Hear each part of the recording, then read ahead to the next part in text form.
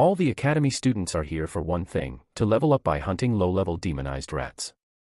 And nobody expects much from Lin. After all, he's just a low-rank healer everyone laughs at, but what nobody knows is that his abilities have completely mutated. His healing skills are broken in the most ridiculous way possible. Instead of restoring health, they now inflict horrifying diseases that can kill anything they touch. While everyone else is forming parties and struggling to take down rats one group at a time, Lin Luo is casually wiping them out solo. One after another, the monsters drop dead as he experiments with his new powers. At one point, a rat tries to ambush him from the bushes, only to have every scrap of flesh ripped from its body, leaving behind nothing but a skeleton. As he pushes deeper into the forest, he leaves behind a trail of corpses and racks up levels faster than anyone in his class. But just when he's about to move on, a group of guild members suddenly blocks his path. According to them, this hunting ground belongs to their guild, and nobody else is allowed to farm monsters here. Lin Luo doesn't argue. Instead, he simply smiles and steps aside to watch. The moment they engage the monsters, he secretly tests out a brand new skill. A brutal wave of stomach pain hits the guild members out of nowhere. They clutch their guts and collapse to the ground as Lin Luo curses them with explosive diarrhea. Their bodies can't handle the pressure. Some are literally sent flying, while others have their pants explode. The stench and pain become unbearable for them, and the monsters show absolutely no mercy. Within moments, the guild members are torn to pieces. Then Lin Luo casually strolls over, finishes off the remaining monsters, and claims every single drop of loot for himself. So how did a healer end up with powers this absurd in the first place? A new generation of students gathers in a large assembly hall for their own awakening ceremony.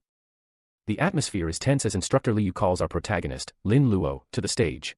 As a transmigrator, the boy walks up with immense confidence, secretly believing he is the main character of this world. He expects to awaken a legendary combat class that will allow him to soar above his peers and start an era of dominance. When he finally touches the awakening crystal, a blinding eruption of light fills the room, leading the onlookers to assume he has successfully triggered a high-level combat profession. Unfortunately, the reality does not match the spectacle. As the light settles, a notification reveals that Lin Luo has awakened as a priest with a meager D rating. His expression of triumph instantly collapses into horror because he has been relegated to a support role typically associated with healing and dispelling status effects. To make matters worse, the other students begin to whisper and mock him, noting that healers are almost always female. This leads to them jokingly labeling him a male mama, which deeply irritates our hero. While some friends like Tang Qing try to offer hollow comfort by saying healers are necessary for any team, others continue to tease him. This backfire causes Lin Luo to snap, warning his classmates with a terrifying grin that if they ever need his help, he might just let them bleed out. This threat quickly silences the crowd, as they realize offending a doctor is a dangerous move. Despite the tension, Lin Luo tries to maintain some dignity by insisting that if they must give him a nickname, Milk Dad sounds slightly better than the alternative. Comparing himself to others, our boy feels the weight of his low D rank, especially when Tang Qing is revealed to be a C rank rock knight. The situation shifts again when a massive pillar of blue light erupts, announcing the awakening of the school flower, Lian Yining. She becomes a spirit frost maiden with an elite A rating, immediately making her a top candidate for the country's best universities. Watching her walk away in a flurry of snowflakes, the young priest can't help but feel the gap between their fates. However, everything changes when Lin Luo opens his private status panel. To his absolute shock, his basic healing skill has mutated into something called skin bursting technique. Instead of mending flesh, this skill is designed to instantly tear the target's skin apart while ignoring a massive portion of their defense. Realizing that his magic has inverted from life-saving to life-ending, he begins to suspect that he has the unique ability to mutate any skill he learns. Because he is secretly from a wealthy background, Lin Luo doesn't waste a second and immediately uses his phone to order new skill scrolls. He briefly mentions his mother, a sailor currently working in the distant Starry Sea, before sprinting home as soon as the ceremony ends. He is so focused on his potential that he barely notices Lian Yining watching him leave with concern. Once he is safely inside his home that night, he receives his delivery and begins learning 2 standard priest abilities, Recovery Art and Cleanse Art. As he channels his energy, the scrolls dissolve and trigger the mutation process once again. The healing spells transform into Blood Fever Technique, which induces a debilitating fever in targets, and Enhanced Pain Technique, which doubles any agony the victim feels. Lin Luo smirks as he looks at his new arsenal, realizing that with these dark mutations, no one will ever mistake him for a harmless medic again. Just then, a notification pulls him back to reality, as he is added to a pre-exam group chat by Instructor Liu. The teacher informs the class that they have 10 days to prepare for their final trial. Looking toward the future, our protagonist stands with a newfound sense of power, ready to show his classmates exactly what happens to those who are forced to endure his version of healing. The next day, Lian Yining stands by a school basketball court with a brown-haired friend who notices her sadness and asks if she is worried about Lin Luo. Our heroine quickly denies it, looking away in a conflicted huff, but her friend isn't buying the act. The brown-haired student warns her that things have changed since the ceremony, as an A-level professional like Lien Yining is destined for a top university, while someone like Lin Luo simply lacks the qualifications. She urges the school flower to express her feelings now before the distance between them becomes permanent. This emotional moment is interrupted by a yellow-haired student named Yang Haoran, who approaches with a basketball to congratulate Lien Yining on her high rank. This guy is a magic swordsman and a persistent suitor, but Lien Yining immediately shuts him down. He insists he use her full name and tells him that her future plans are none of his business before walking away. Due to this public rejection, Yang Haoran's expression twists into a sinister scowl. He thinks to himself that she shouldn't act so noble when she is secretly writing love letters to a D-level priest. He decides to be merciless in the future as he licks his lips with a menacing gaze. Meanwhile, the scene shifts to the Demon Rat Plains, a low-level hunting ground northwest of town. Lin Luo arrives dressed in white and gold priest robes, figuring the location is convenient for testing his mutated skills and leveling up. At the entrance, several armored professionals are shouting for elite teammates to clear the area, but our protagonist ignores the recruitment calls. A red-haired woman named Sister Ching approaches him kindly, offering to protect him since he looks like a fresh rookie. Lin Luo calmly declines and walks past her, preferring to work alone. While her armored companion mocks the boy as another arrogant rookie who will likely end up dead, Sister Ching notes that the young priest has a rare level of composure and confidence in his eyes. She eventually drops the subject because her team has found the coordinates for a special monster and needs to move out. Deep in the plains, other professional teams are struggling against the giant rats, finding their attack power surprisingly high. Lin Luo watches a lone rat from behind a tree and notes that its attributes explain why most people choose to form teams. He points his staff and activates his mutation, causing a black explosion of energy that shreds the creature instantly. Given that he killed a level 2 monster so easily, he realizes his mutated priest skills are terrifyingly efficient. He tests his blood fever technique on another rat, watching it tremble and die from continuous internal damage. This solo hunting provides a massive amount of experience, causing a levels up. He opens his status panel to assign his new attribute points, and although his D rank doesn't give as many points as a high-level class, he pours everything into his mental stat to boost his casting power. He decides to test his third skill, the enhanced pain technique, on a rat in the bushes. When the purple energy rings appear, the rat seems unaffected and confuses our hero until he realizes that the spell only doubles existing pain. Since the rat wasn't hurt yet, there was nothing to amplify. The monster lunges at him, forcing Lin Luo to use his skin-shredding spell to blow the creature apart midair. He concludes that this specific debuff is best saved for durable bosses. Over the next 6 days, he continues his grind, repeatedly slaughtering level 10 rats until he hits level 10 himself. This milestone grants him a new skill point, but he discovers that derived skills on his skill tree are quite bizarre. One icon depicts a diseased stomach, which the system labels as acute gastroenteritis. Despite how underworld the skill sounds for a priest, our protagonist is intrigued and decides to try it. Suddenly, a massive shadow looms over him as a level 15 demonized giant rat leader appears. Likely drawn out because Lin Luo killed so many of its subordinates. The boss lunges with its claws, but Lin Luo blocks the strike with his staff and retaliates with a defense-ignoring skin burst. He stacks his blood fever and pain-deepening techniques, causing the massive creature to writhe in agony. He realizes that while it would take 10 normal professionals to kill this boss, his mutated kit allows him to simply sit back and wait for it to die. However, his victory is interrupted by a group of men in purple robes. Their leader claims the Star Sea Guild has reserved all monsters in the area and threatens to attack Lin Luo if he doesn't leave. Instead of backing down, our protagonist stands there with a smile. As the fight with the rat leader nears its end, Lin Luo finds a spot on a nearby rock to relax. He casually watches from the sidelines while the Shanghai Union professionals take over the battle. These guild members are visibly struggling, shouting warnings to one another about the dangers of the boss even when its health is low. The captain and a bald teammate notice the boy sitting nearby, and although they are annoyed by his presence, they assume he is just a sensible rookie who decided to stay out of the way. When our hero notices them looking, he simply offers a smug peace sign, which only further irritates the captain. Given that the Union is a powerful organization, the captain assumes no one would be foolish enough to interfere with them, so he refocuses his team on resisting the monster's next attack. Everything changes when a guild member with an afro suddenly freezes in place. His face twists in agony as he clutches his stomach, complaining that he can no longer hold back a sudden, intense biological urge.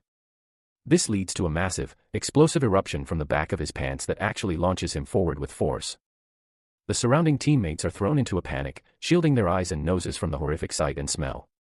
As the bald man and a female professional start feeling the same stomach pains, the captain realizes they are being hit by something far worse than a gas bomb. Due to the fact he is distracted by the overwhelming stench and the chaos of his team, the captain loses his focus, allowing the rat boss to lunge at him. Lin Luo remains unfazed, watching the scene while listening to music through earbuds. He stands up as his weapon begins to glow with a dark purple aura, chuckling at the idea of everyone unleashing their symptoms at once. Now that the captain has collapsed to the ground in pale-faced agony, feeling as though his insides are about to explode, our protagonist decides it is time to end the farce. He unleashes a massive red and black energy blast that represents his mutated skin-bursting and pain-deepening techniques. The explosion consumes both the rat boss and the guild members, leaving the battlefield silent. As the smoke clears, our boy walks through the carnage to claim his rewards.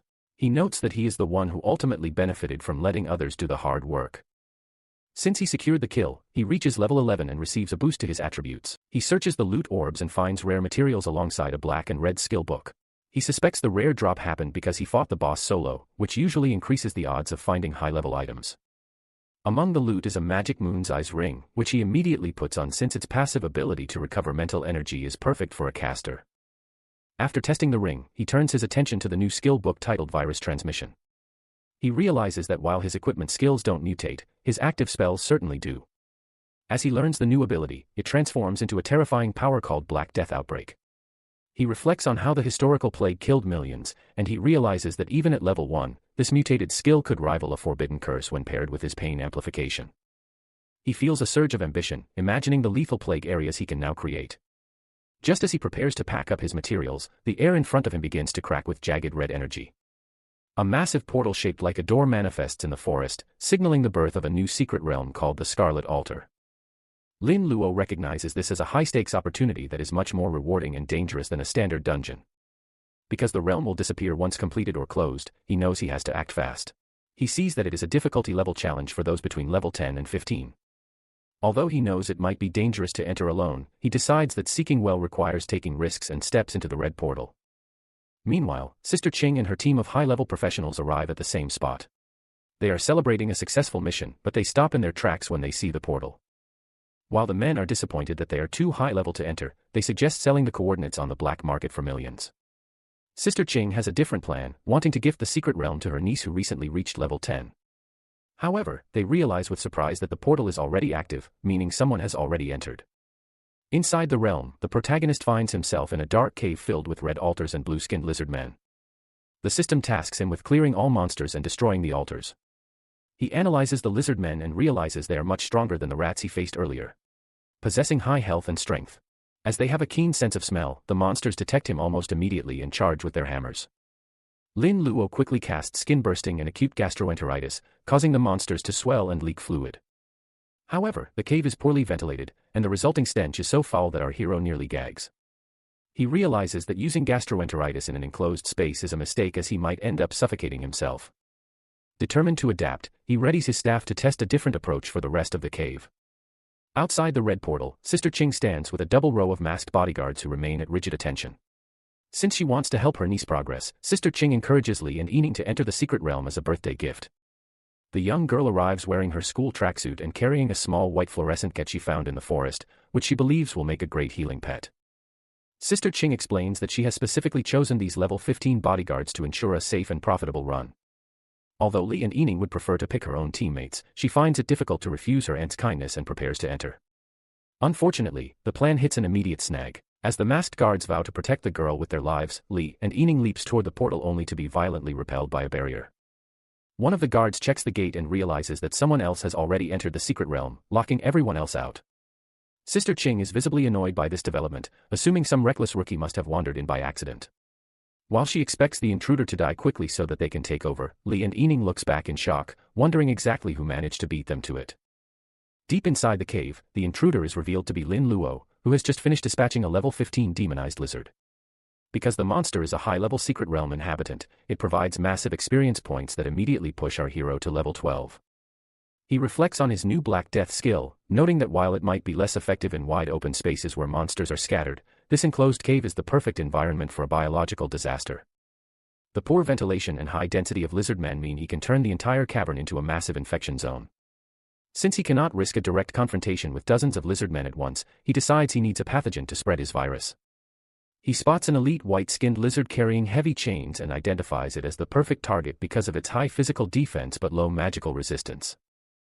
Lin Luo casts his Black Death Outbreak on the creature, causing dark veins to bulge across its muscles. As the infected elite returns to its patrol, its confused subordinates gather around, unaware that they are being exposed to a lethal plague. Our boy watches from the shadows as the virus spreads exponentially through the crowd, noting that the monster's lack of hygiene makes the transmission even easier. Now that he senses the infection has reached every corner of the cave, he decides the hour has arrived. He raises his staff and triggers a massive explosion that causes every infected monster to erupt in a blinding flash of energy. The cave is instantly filled with notifications of lizard men dying, and the sheer volume of experience causes Lin Luo to level up 6 times in a row, reaching level 16. He is thrilled by the efficiency of his mutated kit, realizing that clearing an untouched secret realm solo is giving him a massive advantage. As he approaches the stone altar to finish the mission, he encounters a large lizard priest. Lin Luo carefully mistakes it for a survivor, but he quickly realizes he is facing a Silver Lord boss known as the Scarlet Lizard Priest. Because the boss is already wounded and attempting to cast a healing spell, Lin Luo decides to be merciless.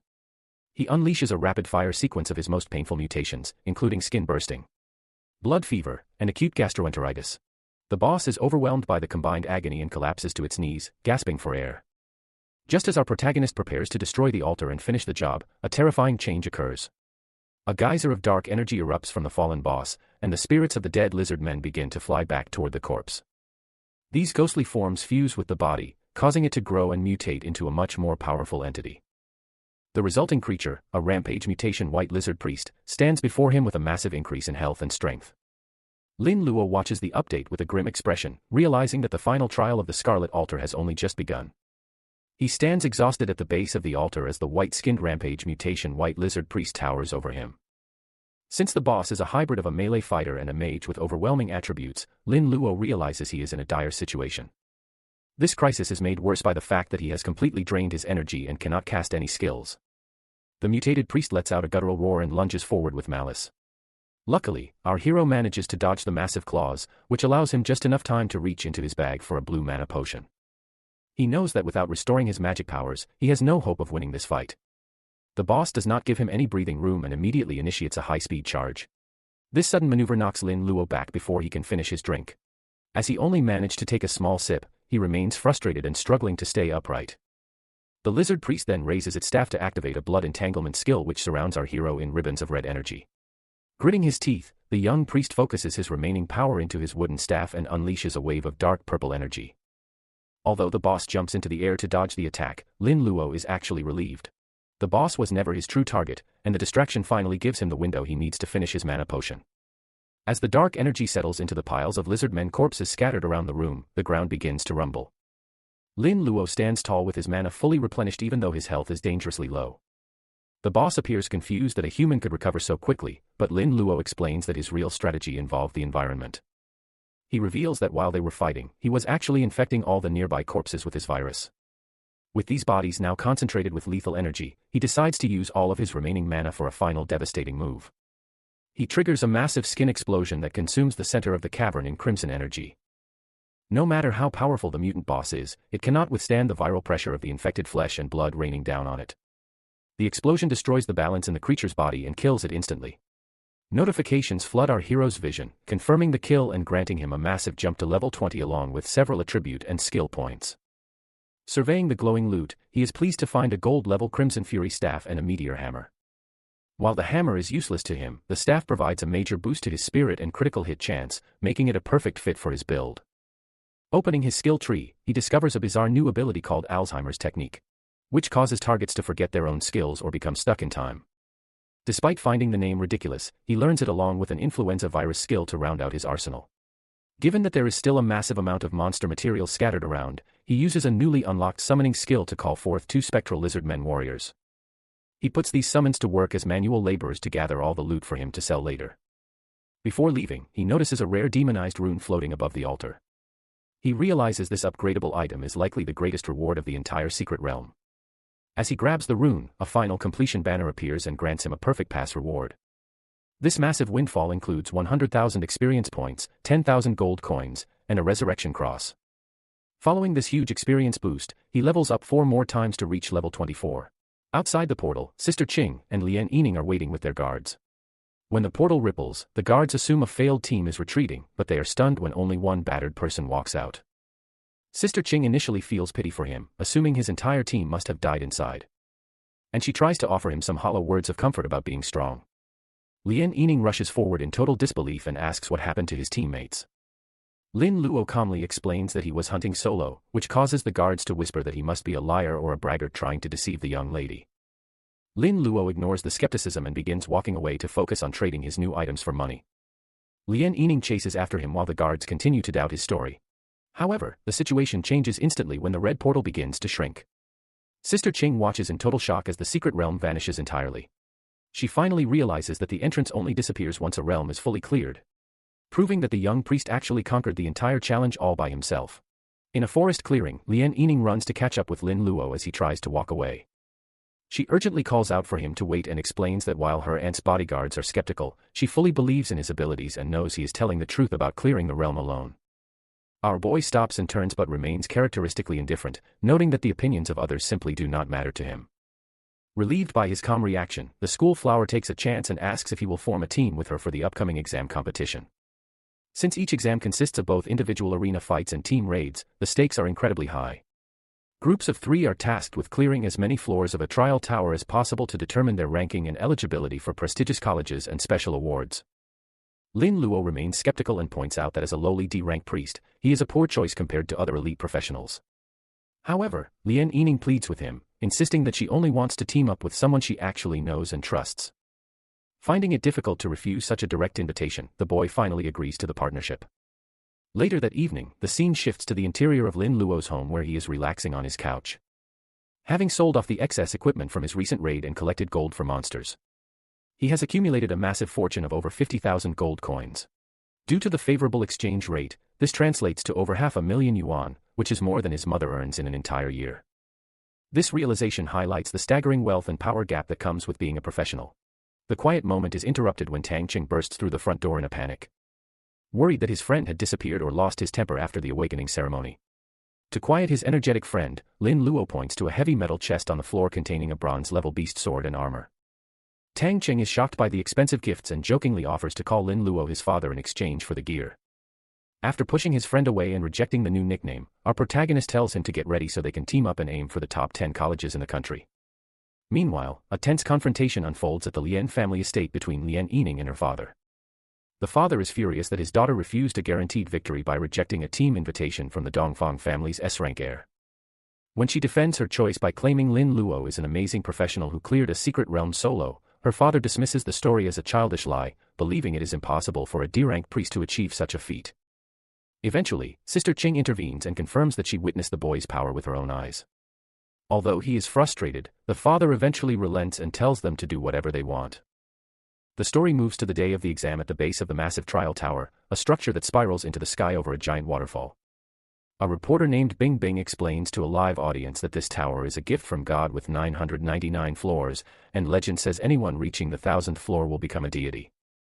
While most geniuses only dream of reaching the 20th floor, the leaderboard is currently dominated by S-rank professionals like Murong Xuan the Angel and Dongfang He the Dragon Rider. In the crowded square, Tang Qing is visibly nervous and asks about their mystery third teammate, fearing they will be easy targets for monsters. His worries vanish when Lien Yining appears through the crowd to join them, leaving him stunned that they secured the prettiest and most talented girl in class. Nearby, Dongfang He watches from a balcony with a cold gaze, bitter over the rejection he suffered. He summons a yellow-haired student named Yang Haoren and forces him to join his team. As Yang Haoren is an A-rank magic swordsman, he is a perfect fit, though he is forced to abandon his previous teammates to serve the arrogant young master. Dongfang He expresses his disdain for Lien Yining's short-sightedness and reveals that the only woman he truly respects is Murong Xuan, the daughter of the prestigious Murong family. At the tower entrance, Murong Xuan notices the odd trio of Lin Luo and his friends but decides to focus on her own goal. She isn't just looking for a high rank. She is determined to win the world's marvelous artifact that serves as the ultimate prize for the winner. Suddenly, a massive pillar of light signals the start of the exam and teleports the students inside. Lin Luo and his team find themselves in a dark, rocky world. As a pack of demonic dogs charges from the shadows, Lin Luo prepares to finally unleash his mutated powers.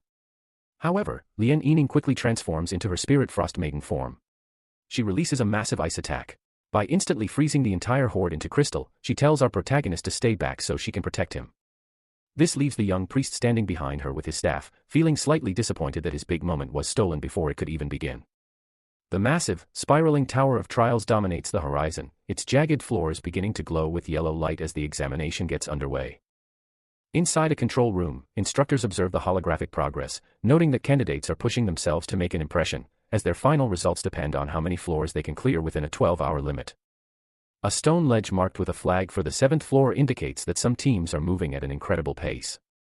Observers note that the top spots are currently held by elite students like Dong Fanhee and Murong Xuan, but they are shocked to see Lien Yining's team holding the 3rd place position. While the white-haired ice professional stands ready for battle, the camera reveals Lin Luo sitting lazily against a rock in the background. This sight leads the onlookers to label him a loser, assuming he is simply riding the coattails of his hard-working teammates. Lin Luo looks up at the exhausted Lien Yining and casually mentions that since he is a priest without healing skills, he can only offer her health potions. He dismisses the current level of monsters as being unworthy of his personal intervention, which causes the girl to tell him to stay back and stay protected. The instructors watching the feed identify her as the daughter of the prestigious Lien family and an A-rank hidden professional. They express jealousy that a boy like Lin Luo and a sea-level knight like Tang Cheng are being carried by such a talented girl. They predict that even though her strength has brought them to the 10th floor, she will soon reach her limit on account of her 2 deadweight companions. Meanwhile, Sister Ching sips tea and scoffs at the observer's comments, knowing that the boy who cleared a secret realm solo is far from a waste. She secretly hopes her niece will be brave enough to pursue her feelings for him. 3 hours later, the facility courtyard is filled with wounded students on stretchers, screaming for medical help. As the difficulty of the tower increases, more candidates are being injured or killed by the strengthening monsters, with the monsters on the higher floors being so powerful that they destroy recording equipment. There is no footage available past the 15th floor. This lack of surveillance also helps keep the candidate's ultimate trump cards secret for the individual competitions. The observers notice that Lien Yining's team has now dropped to 37th place, confirming their suspicions that she couldn't maintain a high rank while carrying 2 losers. On the 19th floor, the environment is a jagged landscape of ice where Lien Yining and Tang Cheng are leaning against the shards, panting with heavy exhaustion. The girl fears she has reached her limit, while Tang Cheng praises her for single-handedly carrying the team to such a terrifyingly high floor. At this point, the perfectly clean and calm Lin Luo walks past them toward the center of the field, announcing that he is taking the lead. Tang Cheng is confused by this shift in leadership, but Lien Yining tells him to check Lin Luo's information panel. The knight is shocked to discover that Lin Luo is actually level 26, a level so high it breaks the records of all current candidates. When Tang Cheng asks if he truly cleared the secret realm alone, the priest simply points to the expensive gear he provided for his friend as proof. Lin Luo identifies a frozen monster and asks the Ice Maiden if she can unfreeze it. He explains his strategy that given monsters live in packs, a terrified survivor will run back to fetch reinforcements. Our protagonist smiles confidently, telling his teammates to prepare for a massive level up. Once the brown-skinned creature is released, it roars in confusion and sprints away. However, the ground soon begins to tremble, but it isn't just the returning reinforcements. A massive horde of dozens of monsters, including goblins, charges over the hills toward them. Tang Cheng notes that they had already cleared the surrounding area, so these monsters shouldn't be here. Lin Luo looks toward a distant cliff and spots 3 malicious silhouettes who have intentionally lured the monsters there to sabotage their competition. As a monster lunges at the overwhelmed school flower, a massive explosion of energy suddenly erupts to protect her. Lin Luo stands forward, having invoked a summoning skill that brings forth multiple red-skinned lizard men. He points his staff and commands his warriors to charge, leading the lizard men to tear through the enemy horde with ease. While his friends watch in awe, assuming this is an equipment-based skill, he holds his staff as a dark red aura explodes around him, and he triggers his Black Death outbreak. A massive white dome of energy expands from his weapon and consumes the entire area, causing dozens of monsters to instantly disintegrate into black dust. As experience notifications flood the screen, Lien Yining and Tang Cheng are left standing in a quiet, empty battlefield. Tang Cheng realizes his friend was right about simply waiting for the level up. However, Lin Luo is not yet satisfied. He forms a ball of energy in his hand and slams it down, calling forth an energy that covers the entire mountain range to ensure the death of every remaining creature on the floor. The aftermath of Lin Luo's intervention is visible as piles of bare goblin corpses disintegrate into trails of green energy. Due to this massive slaughter, a system notification confirms that the team has slain the level 20 monsters and harvested a significant amount of experience points. Tang Cheng watches the surging numbers with wide, stunned eyes, barely able to process the speed of their growth. This display of power prompts a puzzled Lien Yining to ask our protagonist if he possesses a wide-range poison skill, as the devastation is absolute. Lin Luo calmly clarifies that his ability is actually contagious, which catches her attention. Barret Frost Maiden analyzes the situation and notes that since bear goblins are naturally resistant to toxins, the skill must be something far more potent than simple poison. Lin Luo praises her intelligence and confirms that he is using a disease-based skill rather than a chemical one. He explains that his mutation allows him to plant a virus that infects a target's cells almost instantly. As the virus spreads from one host to another, every fallen goblin now carries billions of pathogens. He notes that due to the sheer number of infected monsters, the viral load has reached a tipping point where the quantity has triggered a quality change. As a result, a dense green cloud of viral miasma has expanded to surround the entire floor of the tower. This horrific revelation causes Tang Qing to sweat profusely, fearing the virus might consume him as well. Luckily, Lin Luo offers a playful reassurance that he is actively controlling the spread to protect his allies. However, his expression turns cold, as he realizes that those who are not on his side will not be so fortunate. The scene shifts to the three saboteurs who are running through a different section of the tower, laughing about how Lin Luo's team has likely been eaten alive. The group leader urges his teammates to move faster, estimating they will reach the next floor in 10 minutes. Their arrogance vanishes when the environment suddenly darkens, leaving them confused by what looks like a sudden cloud cover. They look up in pure terror as a massive black shadow descends from the sky and crashes through the trees toward them. The black miasma quickly envelopes the trio, causing them to cough violently as they struggle to breathe. With veins appearing on her skin, the female student screams in agony from a sudden, crushing headache. The leader collapses to the ground as the Black Death takes hold, realizing he must quit the trial immediately to avoid dying from the infection. Outside the tower, a group of instructors discusses the potential of this year's candidates. A high-ranking bald instructor notes that while the previous city record was 26 floors, the presence of 4 S-level professionals this year might push the limit to the 28th floor. The officials express a desperate hope for this new generation to grow quickly, given the increasing violence of monsters in distant territories and the recent death of a legendary senior professional. They discuss the decision to offer a rare world object as the first-place prize, clarifying that while it is a generous reward, the item is actually damaged and currently useless to high-level professionals. The conversation is interrupted when the bald instructor notices an eerie yellow and orange glow emanating from the 19th floor. He realizes something is wrong as a massive amount of poisonous fog begins to leak from that specific level. At the tower exit, several students are teleported out in a state of collapse, screaming for medical help as their antidotes are failing to stop a mysterious affliction. A medic examines the refugees and confirms they all fled from the 19th floor. While a female official is confused since the nearest poisonous monster should be on the 26th floor, the medic points out that the symptoms do not match standard poisoning. Instead, the status bars show that the candidates are suffering from a viral illness. One of the instructors identifies the dark spots on the victims and realizes with horror that a plague has broken out.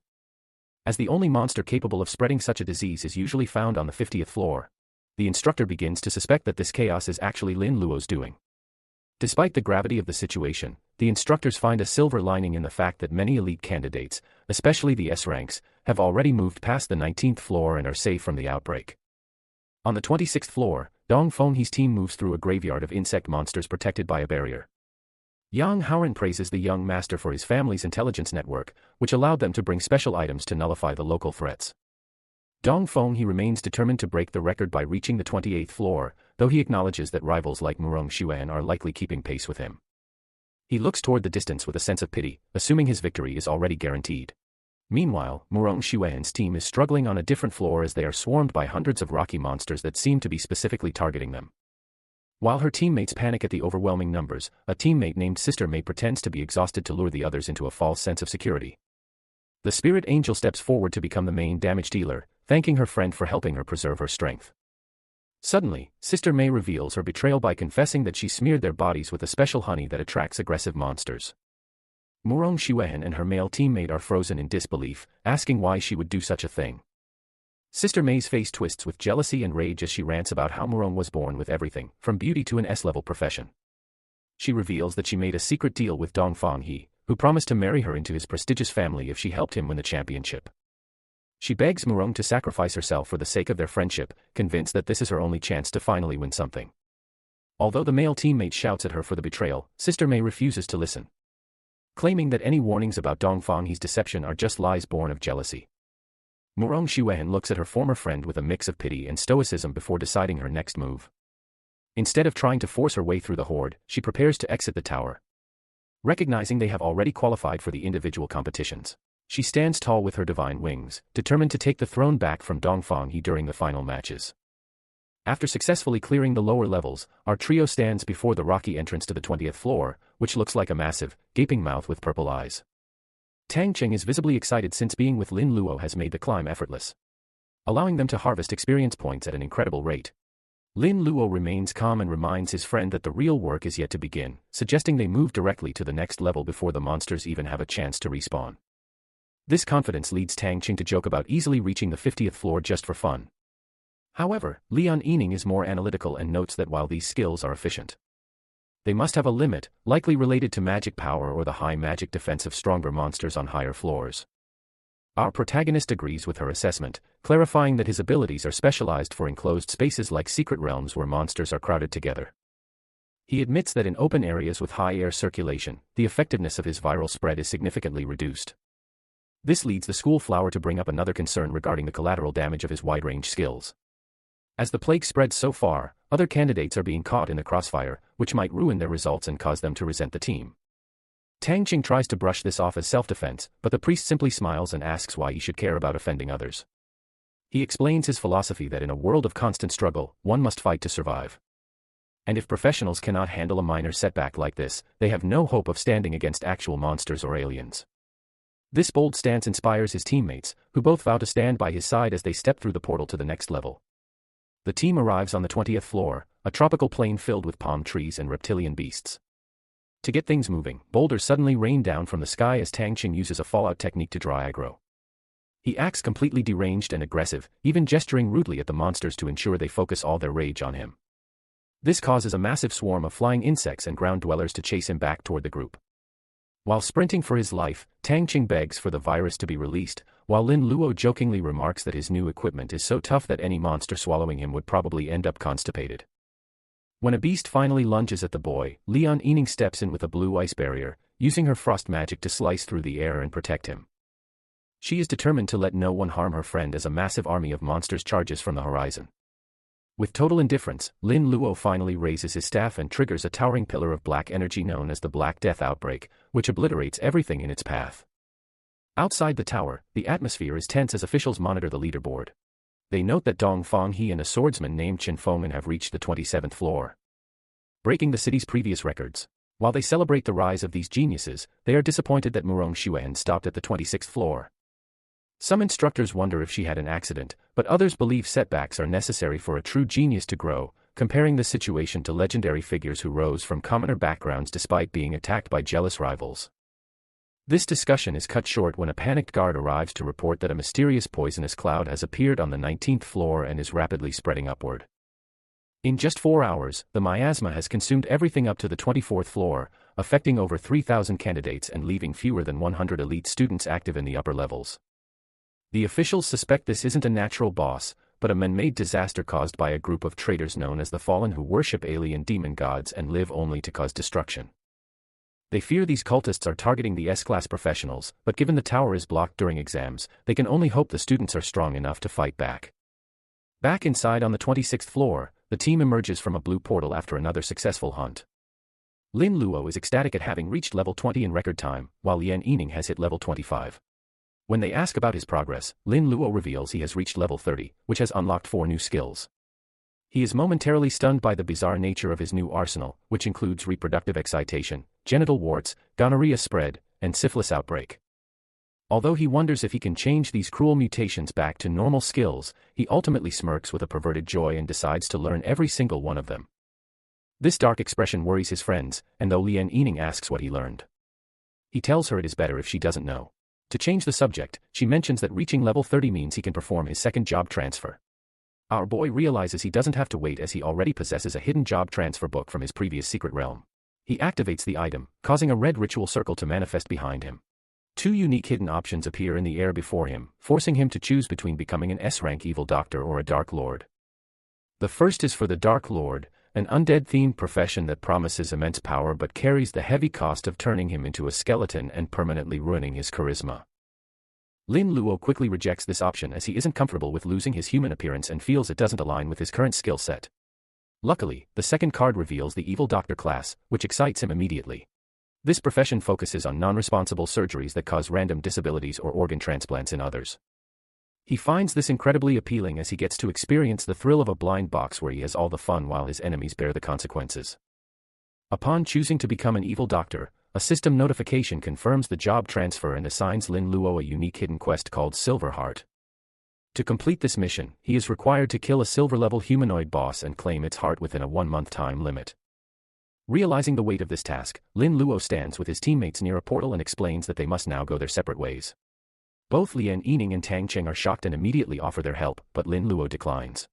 He points out that finding a silver humanoid boss in the wild is nearly impossible since powerful guilds usually snatch them up, making the boss on the 30th floor of the tower his only viable target.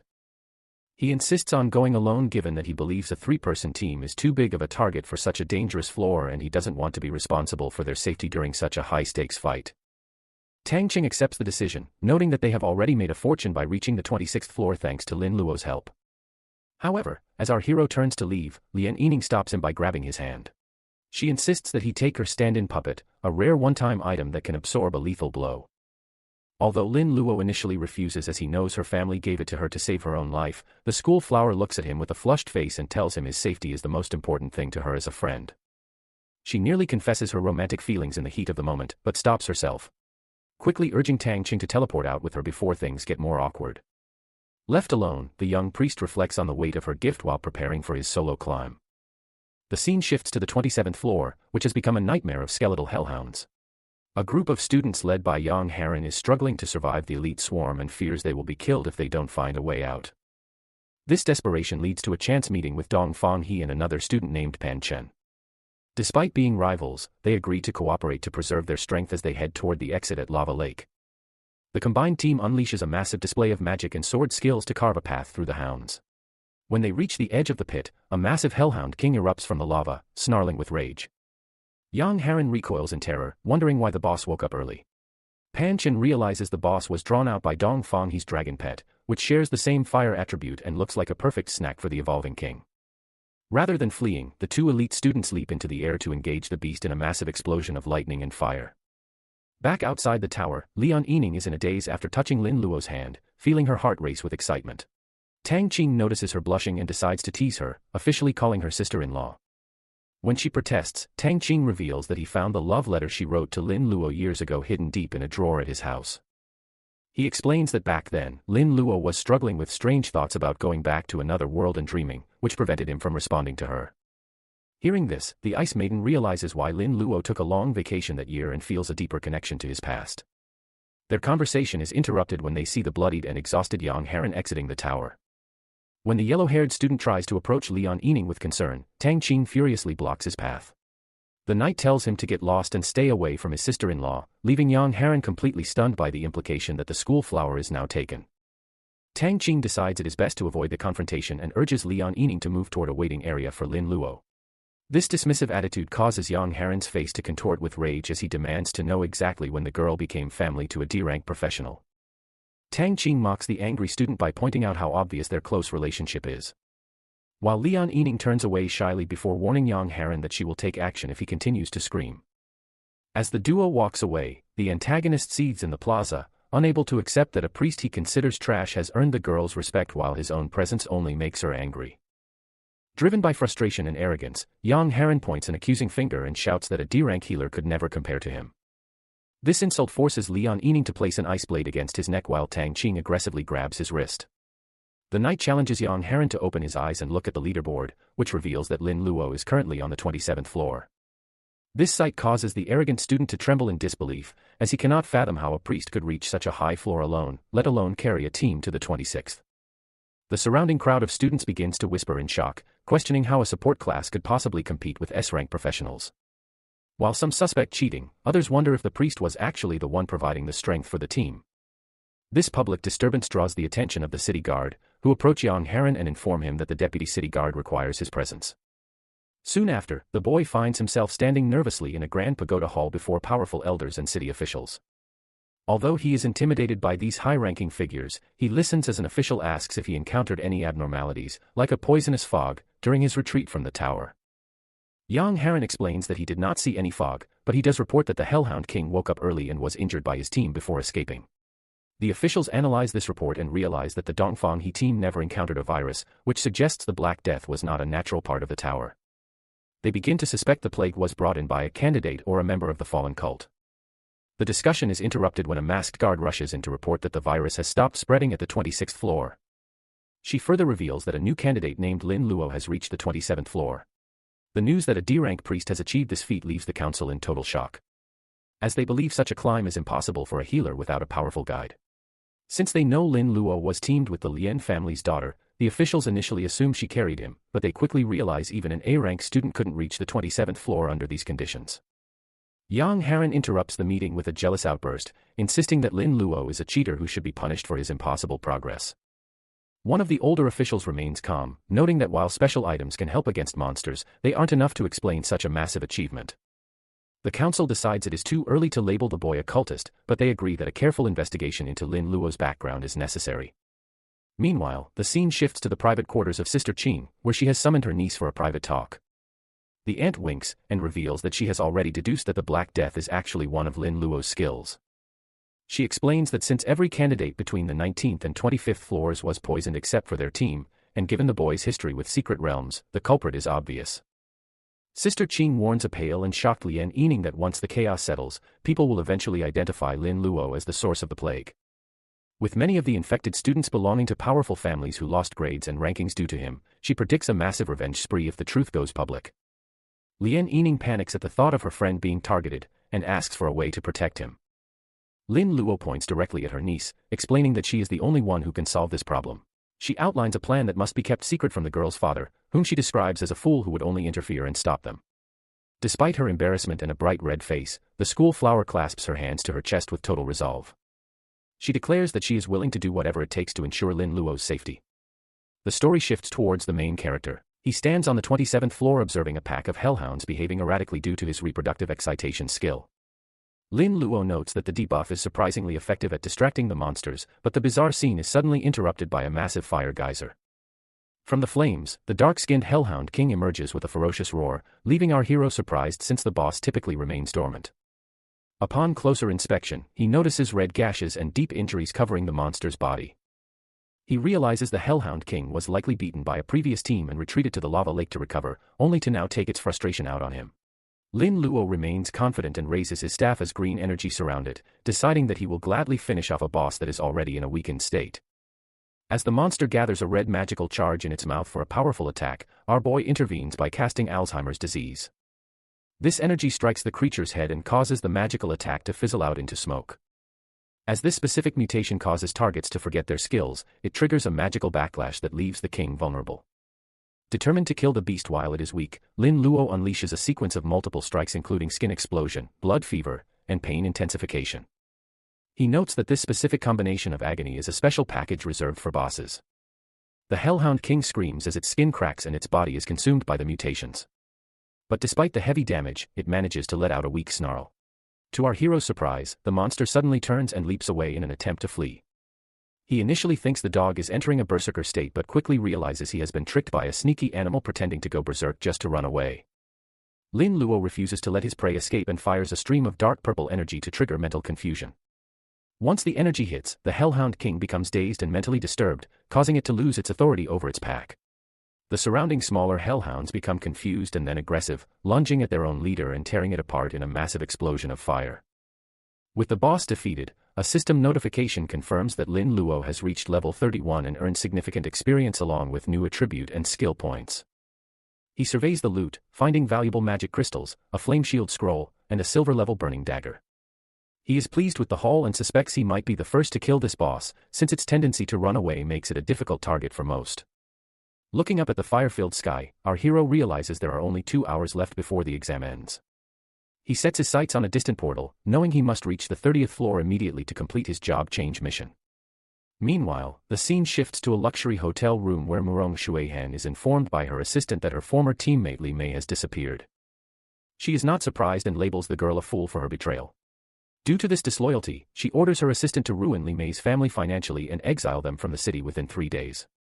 When the assistant offers an update on the tower rankings, Murong initially dismisses it, assuming Dong Fang he is in the lead as usual.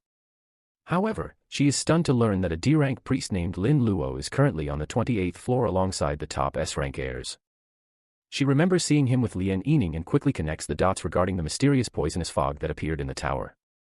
She suspects the virus was actually Lin Luo's doing and reflects on Lien Yining's kind nature.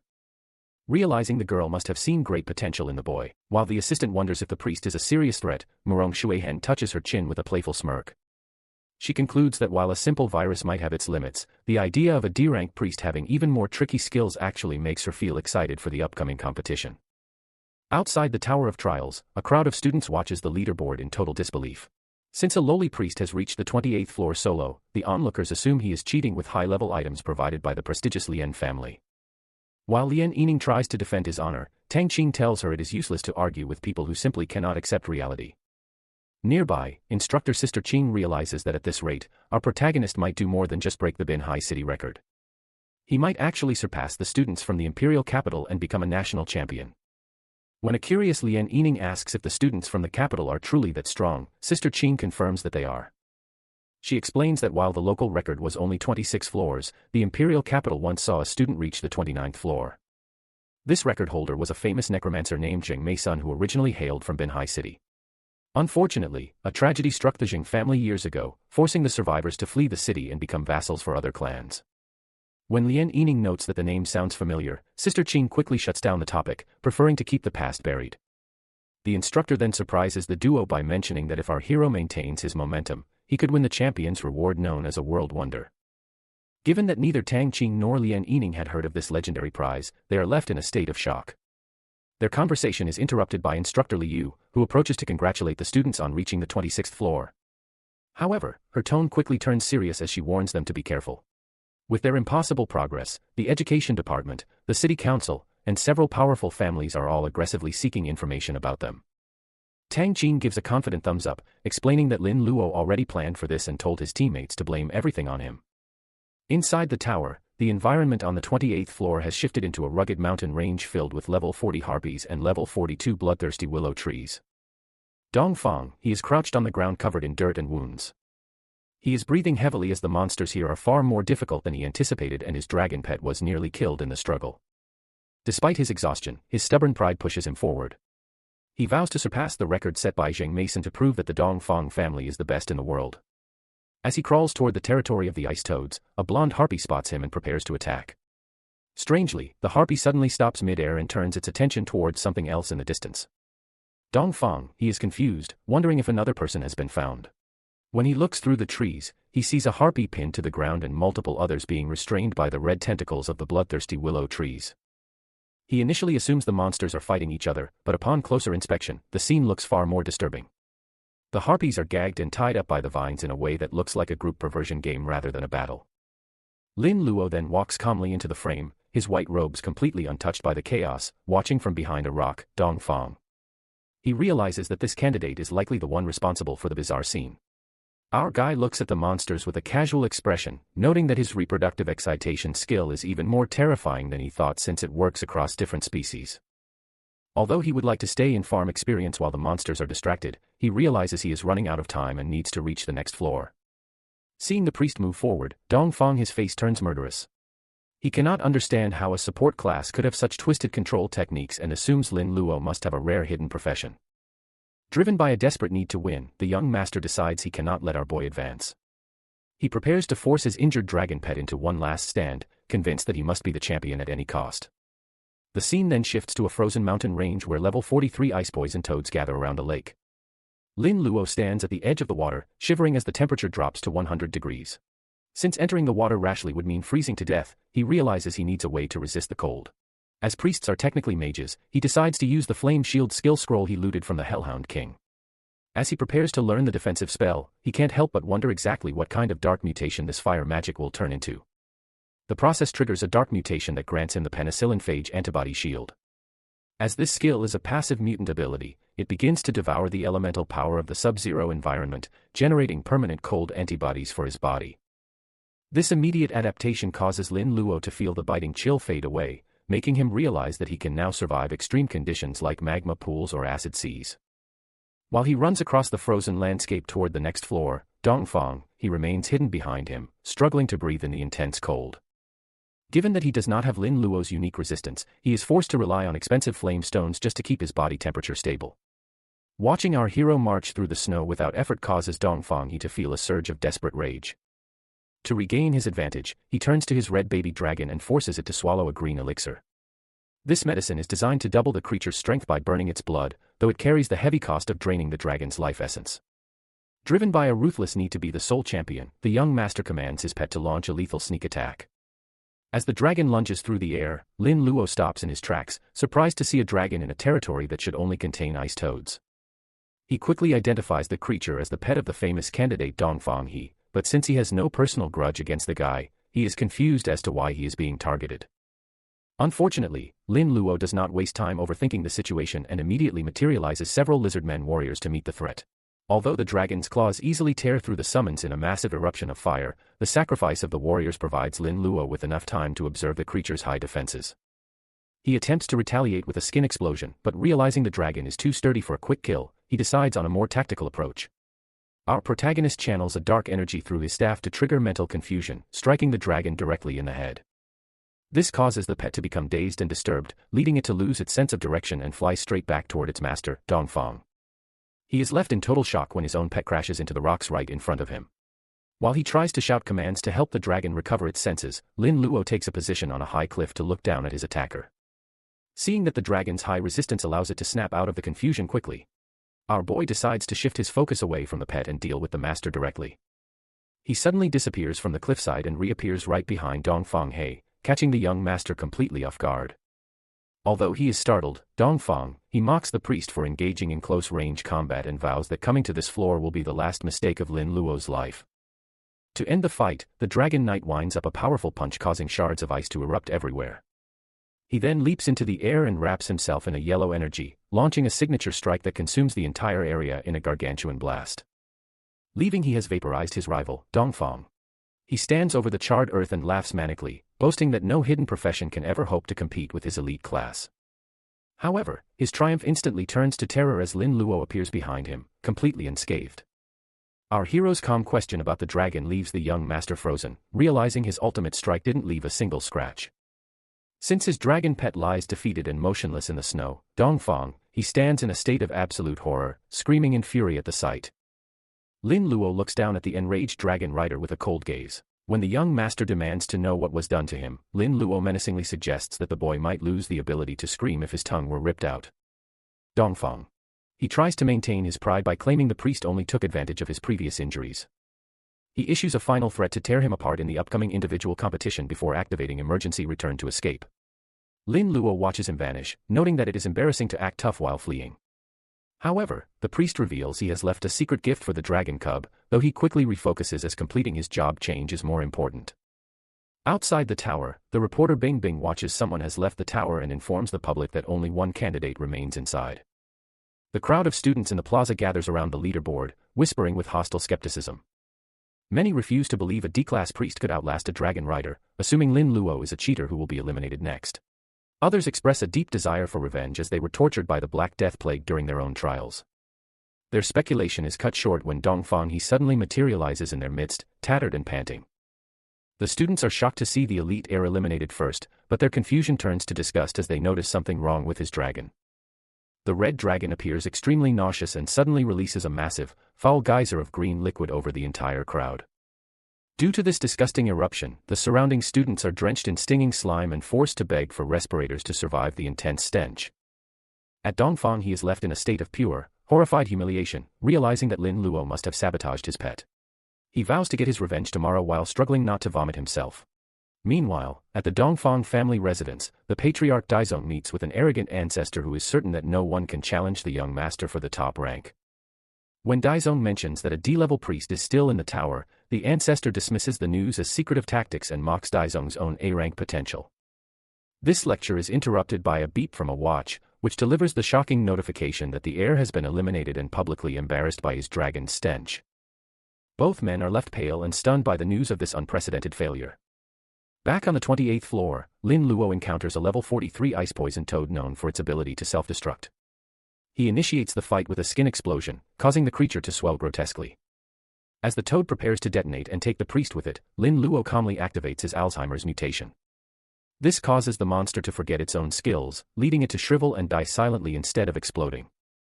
Since he prevented the blast, Lin Luo is safe to collect the experience points and examine the loot orbs that materialize in the snow.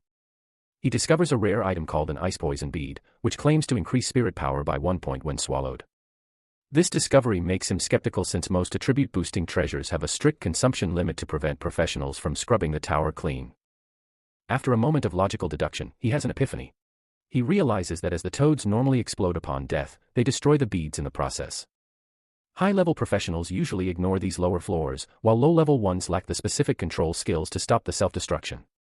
Realizing he has stumbled upon an unexplored treasure trove, Lin Luo decides that this opportunity is well worth the effort. Lin Luo delivers a massive skim explosion strike that shrivels an ice-poisoned toad into a blackened husk. Since he is perched on a high ledge, he is able to watch the carnage until a sudden blast of ice spikes tears through the air toward him. Luckily, the young priest anticipates the strike and moves just in time. The impact shatters the rock where he stood, sending debris flying. Once safe, he receives a notification for killing the level 43 monster.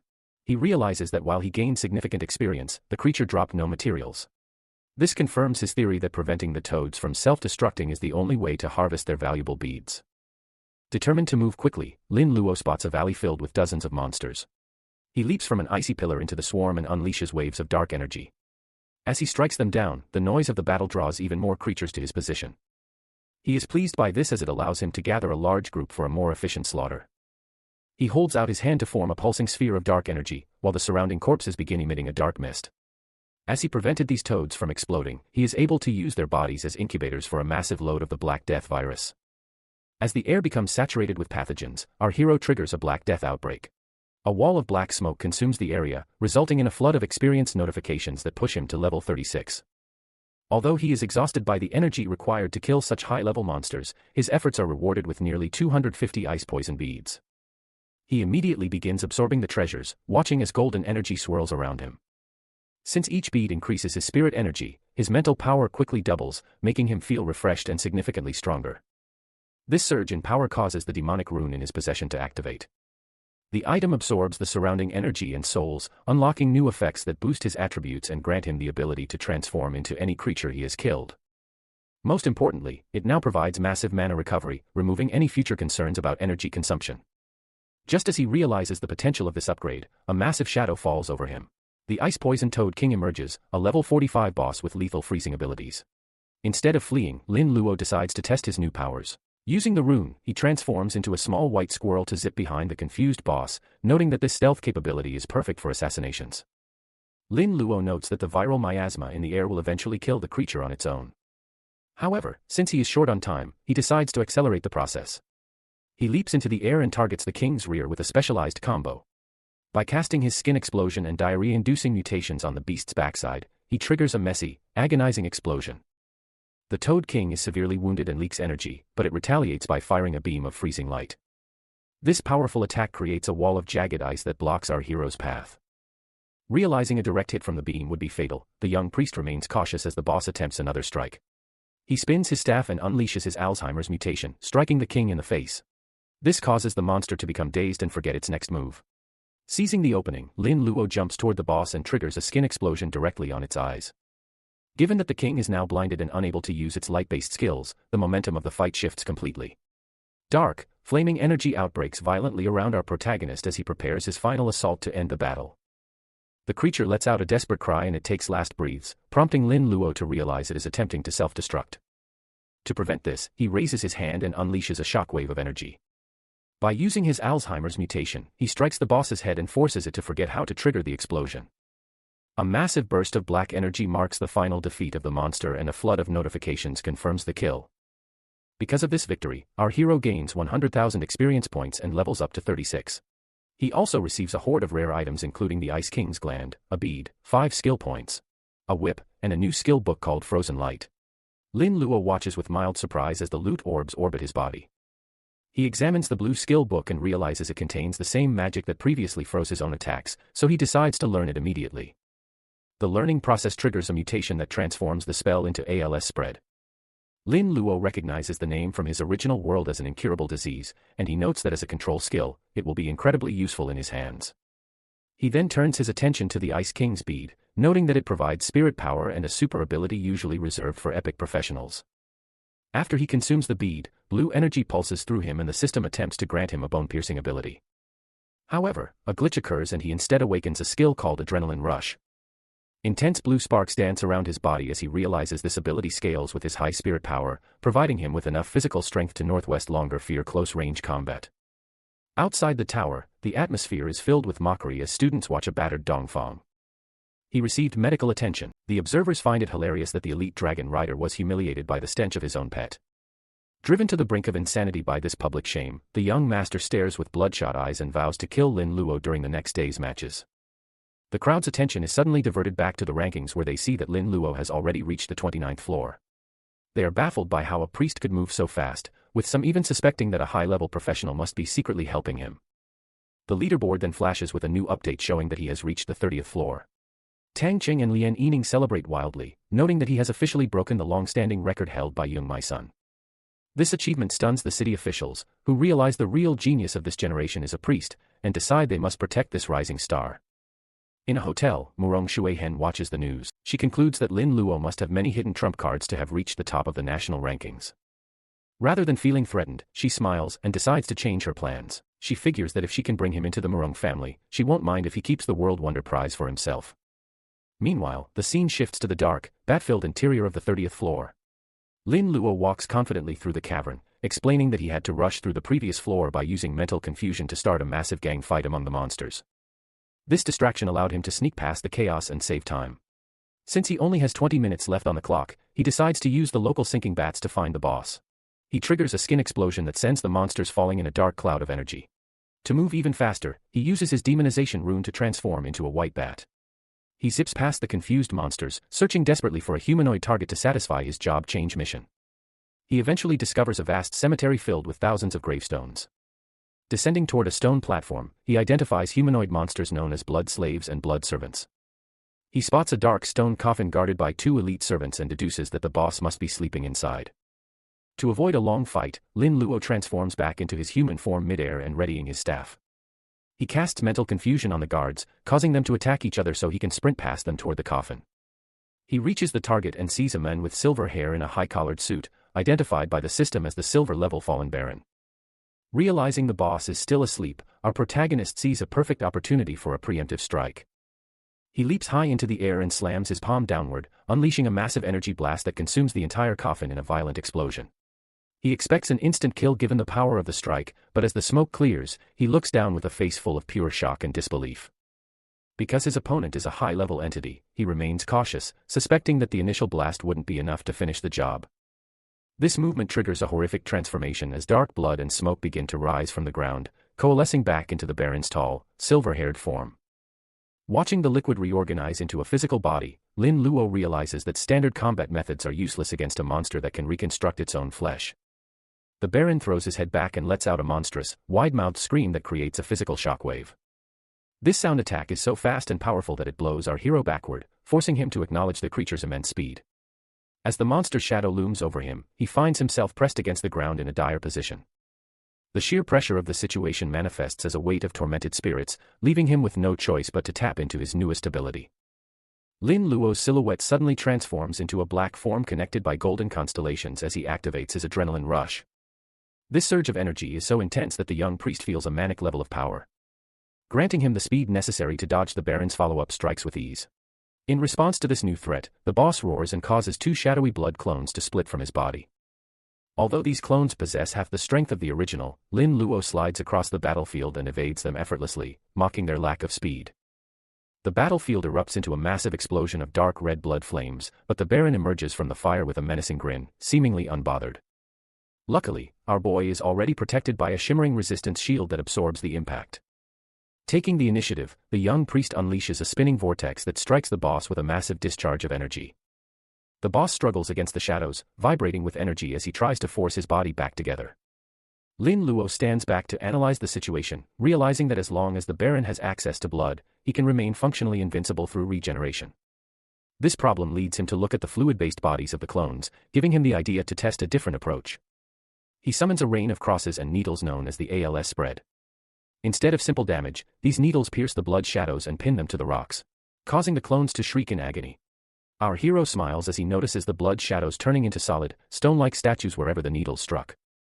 He deduces that while the virus itself might not kill a vampire, the specific blood clotting symptom associated with the mutation is a perfect counter to a creature made of liquid. The Baron roars in a total fury, but Lin Luo simply fires another barrage of needles. To avoid being turned into a statue, the boss is forced to twist his body and sever his own arm before the clotting can spread. Lin Luo watches with a cold expression, acknowledging that the boss is smart enough to sacrifice a limb to survive. However, he remains unfazed and summons a massive ring of hundreds of needles to surround the area, wondering aloud how many more parts the Baron is willing to lose. To end the stalemate, a giant teal cross descends from the sky and traps the Baron inside. The young priest walks up to the captive boss and notes that while the Baron could normally turn into blood to escape, he has a counter for that as well. By pointing his staff at the cross, Lin Luo triggers a violent eruption of energy. He combines the blood fever and pain intensification mutations, aiming to burn the monster's blood away from the inside out to see if its immortality can survive being completely incinerated. A massive explosion signals the end of the fallen Baron, leaving Lin Luo standing before a collection of system notifications. Since he successfully defeated the high-level boss, he earns a massive 150,000 experience points and reaches level 40. This milestone grants him significant increases to his attributes along with 10 standard skill points and a rare gold skill point. He is left panting from the intensity of the struggle, noting that while his adrenaline ability provides excellent close combat power, the physical side effects are draining. As he recovers, he turns his attention to the floating rewards, specifically focusing on a precious gold skill point. He explains that these points are normally restricted to special quests or boss kills and are the only way to push a skill past its level 7 limit. With survival being his primary concern, he decides to invest his points into his antibody shield. He spends 7 standard points to reach level 7 and then consumes his gold point to hit level 8. This upgrade triggers a special effect that manifests as a small winged creature known as a penicillin elf. This sentient companion not only enhances his defensive shield but can also learn his mutation skills. Lin Luo is thrilled by this development, realizing the elf will serve as a powerful assistant. He names the little creature Green as they begin to walk through the cemetery. Next, he examines the rare drops from the Baron, which include a beating vampire core and a vial of essence. The core serves as a substitute heart and is necessary for his job transfer, while the essence is a transformation prop that can turn a human into a half-vampire. He reflects on how such items allow professionals to gain alien attributes and skills, though they come with permanent weaknesses to sunlight and fire. He decides to keep the essence for now, even though the drawbacks seem too high. He also acquires gold-level equipment called Blood Wings and the Eye of Vampire, which significantly boost his damage absorption and spell penetration. While handling his loot, his hand accidentally slips on a skill book titled First Embrace. Even though he does not meet the vampire bloodline requirements, his unique mutation ability overrides the system's limitations. As a result, the forbidden spell mutates into the T-virus infection. Our boy is paralyzed with shock, recognizing the virus from his previous life as a world-ending threat that turns organisms into zombies. He realizes that in a world full of high-level monsters and professionals, an uncontrolled outbreak could be catastrophic. As he currently lacks a way to control the infected, he decides this skill is far too dangerous to use and must be kept in reserve. With only 5 minutes left before the exam concludes, he uses the vampire core to complete his hidden mission. Intense energy surges into him as he officially changes his profession to the only hidden class of its kind, the Evil Doctor. This transformation grants him additional gold skill points and 2 unique items, non-responsible surgery, and a specialized scalpel. He embraces his new identity, realizing that as a doctor who views life as a plaything. He is far removed from a traditional priest. Outside the tower, a crowd waits as the timer ticks down. While some students speculate that he might be trapped by high-level monsters, the reporter Bing Bing praises him as a hard-working role model for the city. This public flattery amuses Tang Cheng and Lian Yining, who know he rarely studies seriously.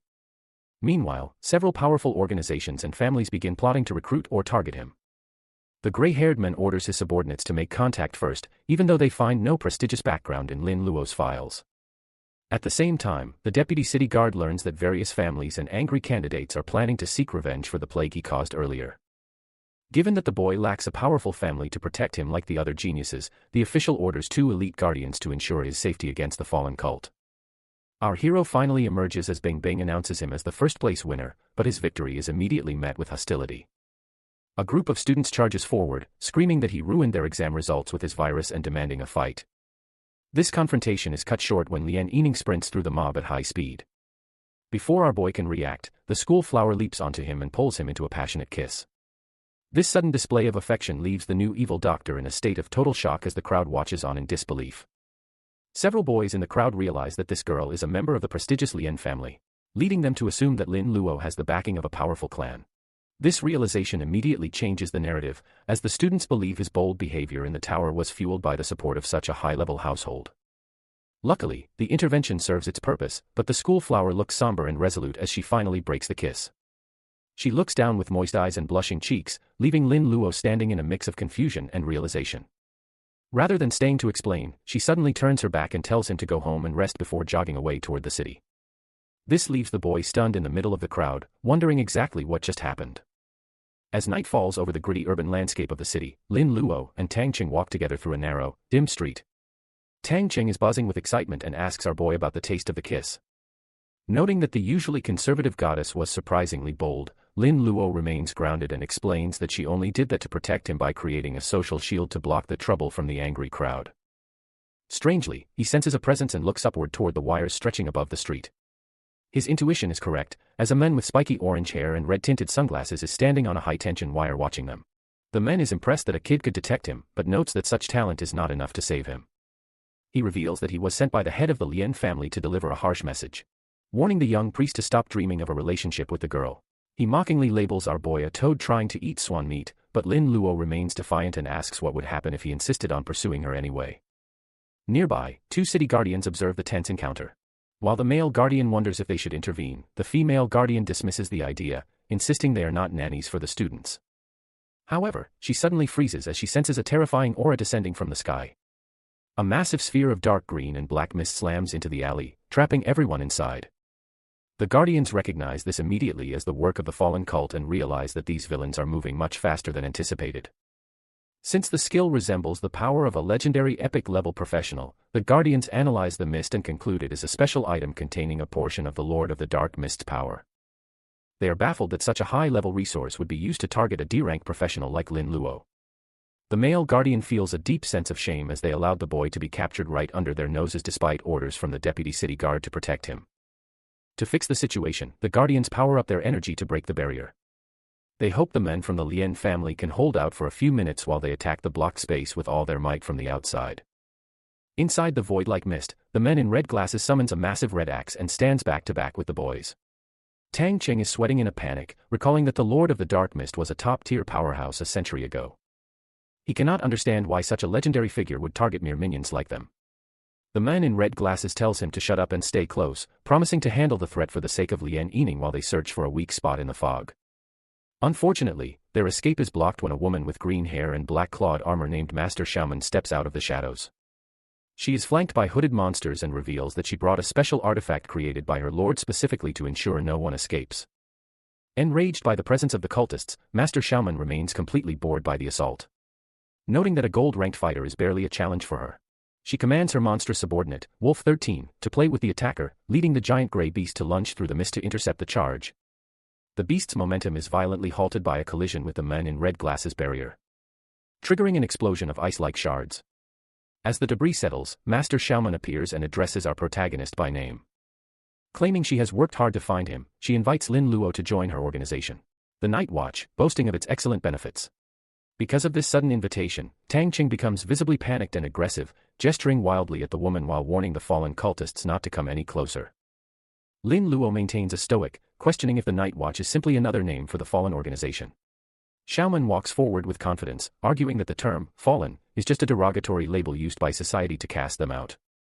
She leans in close to Lin Luo and mockingly places a finger under his chin, insisting that her group is actually the real savior of the world.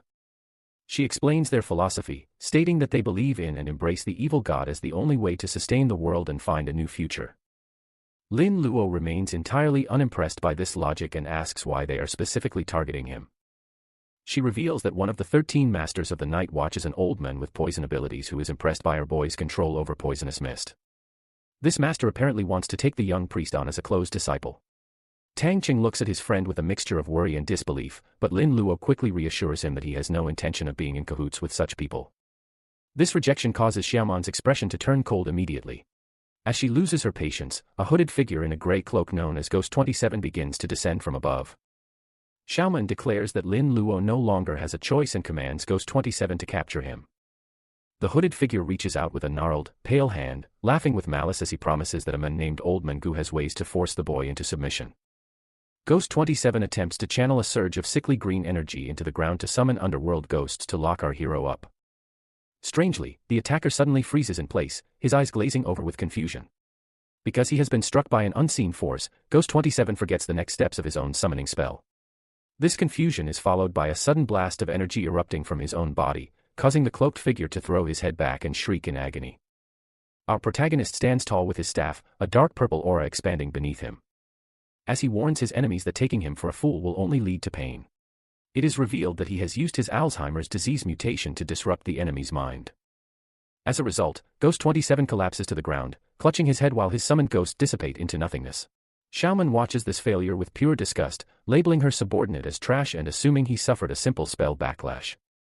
Determined to finish the job herself, she assumes a combat stance and commands several massive demonic pink flowers with toothy maws to lunge at the group. Although Tang Qing screams for his friend to run, Lin Luo remains perfectly still as the monsters close in.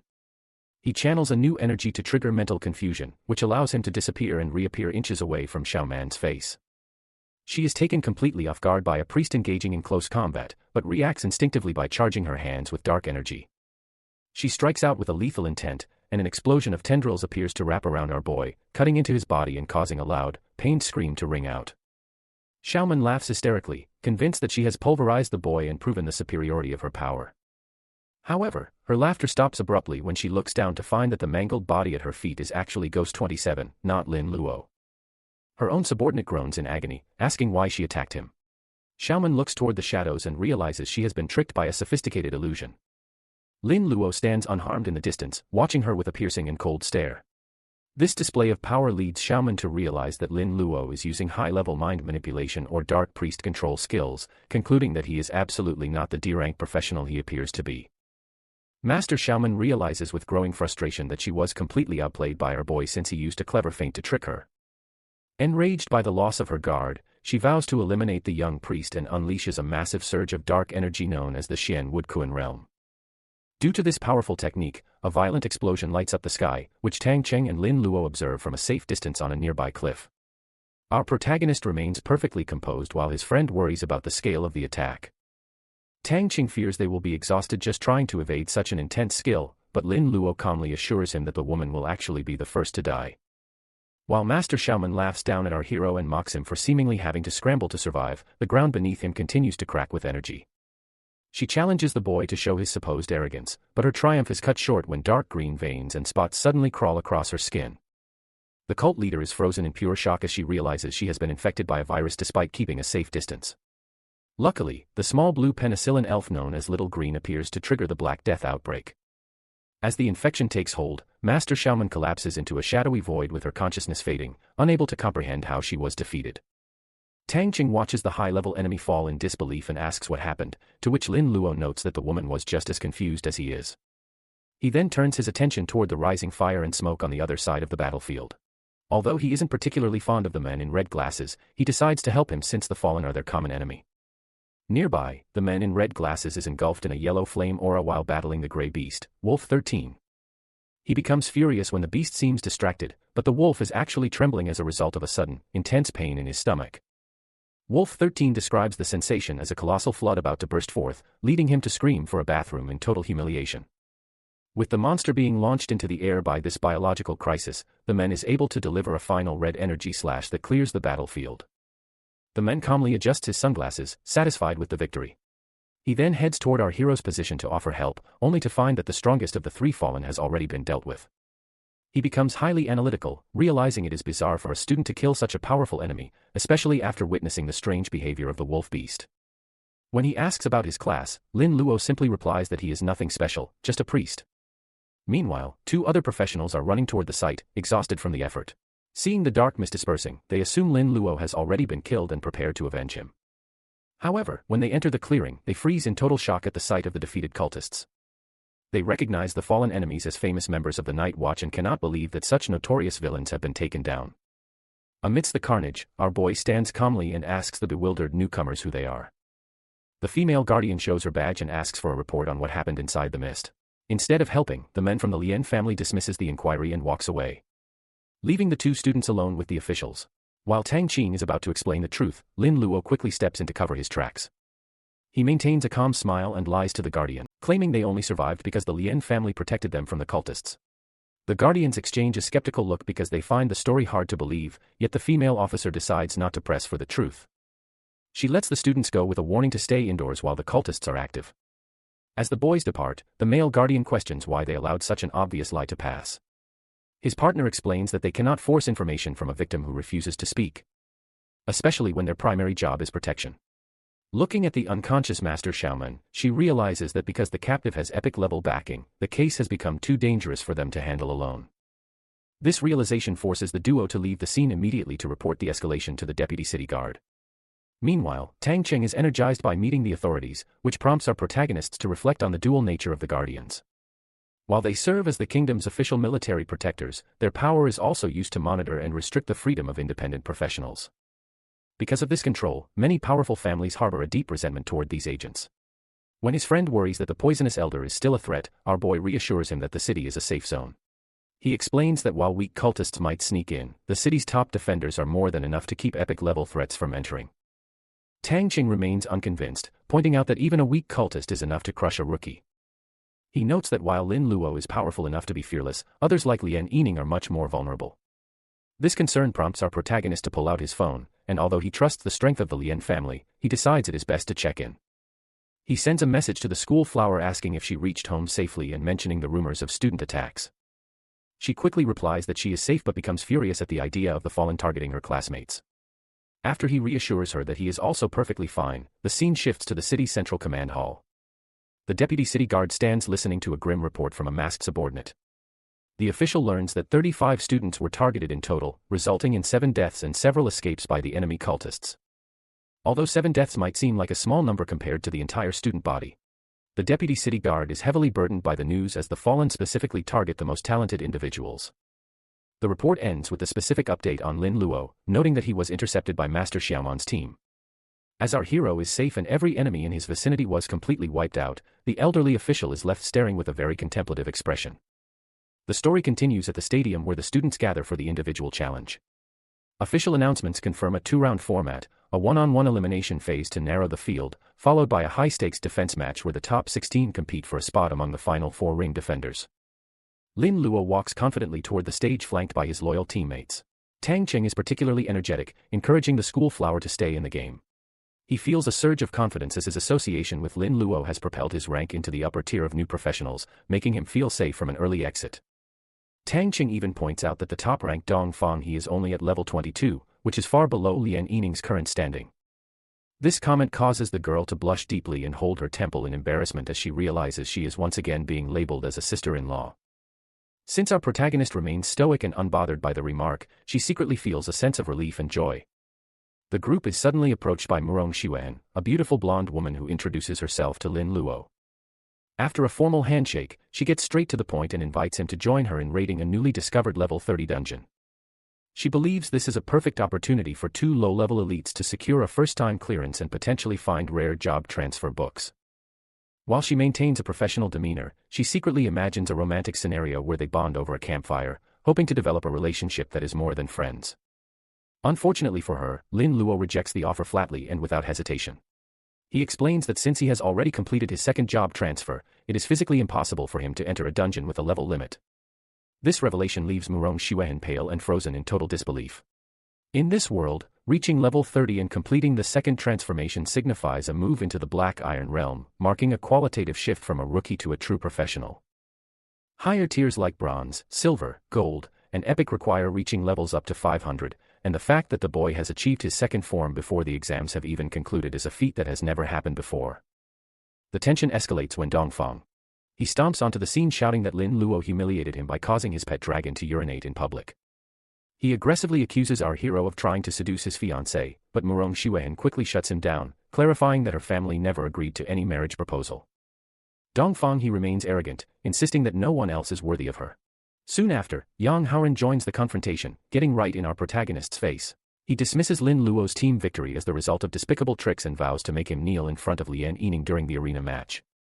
Our hero looks back with a bored expression, casually labeling the boy as a pestering fly and promising to help the school flower by removing the pest. As the tournament brackets light up on the screens, the candidates are ordered to their respective arenas. Dongfang issues a final threat of a slow and painful defeat, while a worried Lian Yining offers to have her father intervene. Lin Luo tells her to trust him, privately vowing to completely destroy the dragon rider for his continued presumptuous behavior. The first match in the main arena features the D-level priest against a B-level heavy hammer warrior named Zhang Qi. As the muscular warrior prepares his massive stone hammer, he reveals his grudge, claiming he was forced out of the trial tower early as a result of the priest. Zhang Qi assumes he can end the fight quickly by overwhelming a fragile support class before any poisonous mist can spread. However, as he swings his hammer, his face suddenly turns blue. Lin Luo stands calmly as he activates a diarrhea mutation silently. He mocks the warrior for stopping his attack, and Zhang Qi soon collapses in intense pain.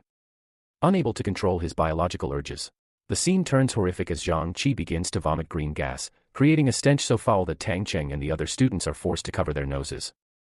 The onlookers are terrified, comparing the smell to the dragon's earlier accident and realizing how dangerous the priest's skills truly are. The referee, looking nauseous and holding his nose, officially declares Lin Luo the winner as the warrior has lost all ability to fight. He urgently calls for the cleaning staff to handle the mess before he loses his own composure. Next match begins with Lin Luo facing off against a B-rank opponent named Qingfeng Ichio. As soon as the signal is given, the martial artist acts out of extreme caution by immediately unfurling a magical scroll to boost his status resistance. Since he is terrified of the priest's reputation, he follows this up by frantically swallowing several glass vials of antidotes and colorful pills. Our protagonist watches with a mix of pity and suspicion, noting that such expensive gear is out of place for someone of his opponent's status. He correctly deduces that the young man was likely paid and instructed by an aristocrat to test him, but he remains entirely unbothered. While Qingfeng Ichio feels confident that his preparations will allow him to push the boy to his limits, Lin Luo reveals that his level is far superior and his specialized skills are already highly developed. He warns his opponent that no external medicine can block his magic and raises his staff to unleash a vortex of dark energy.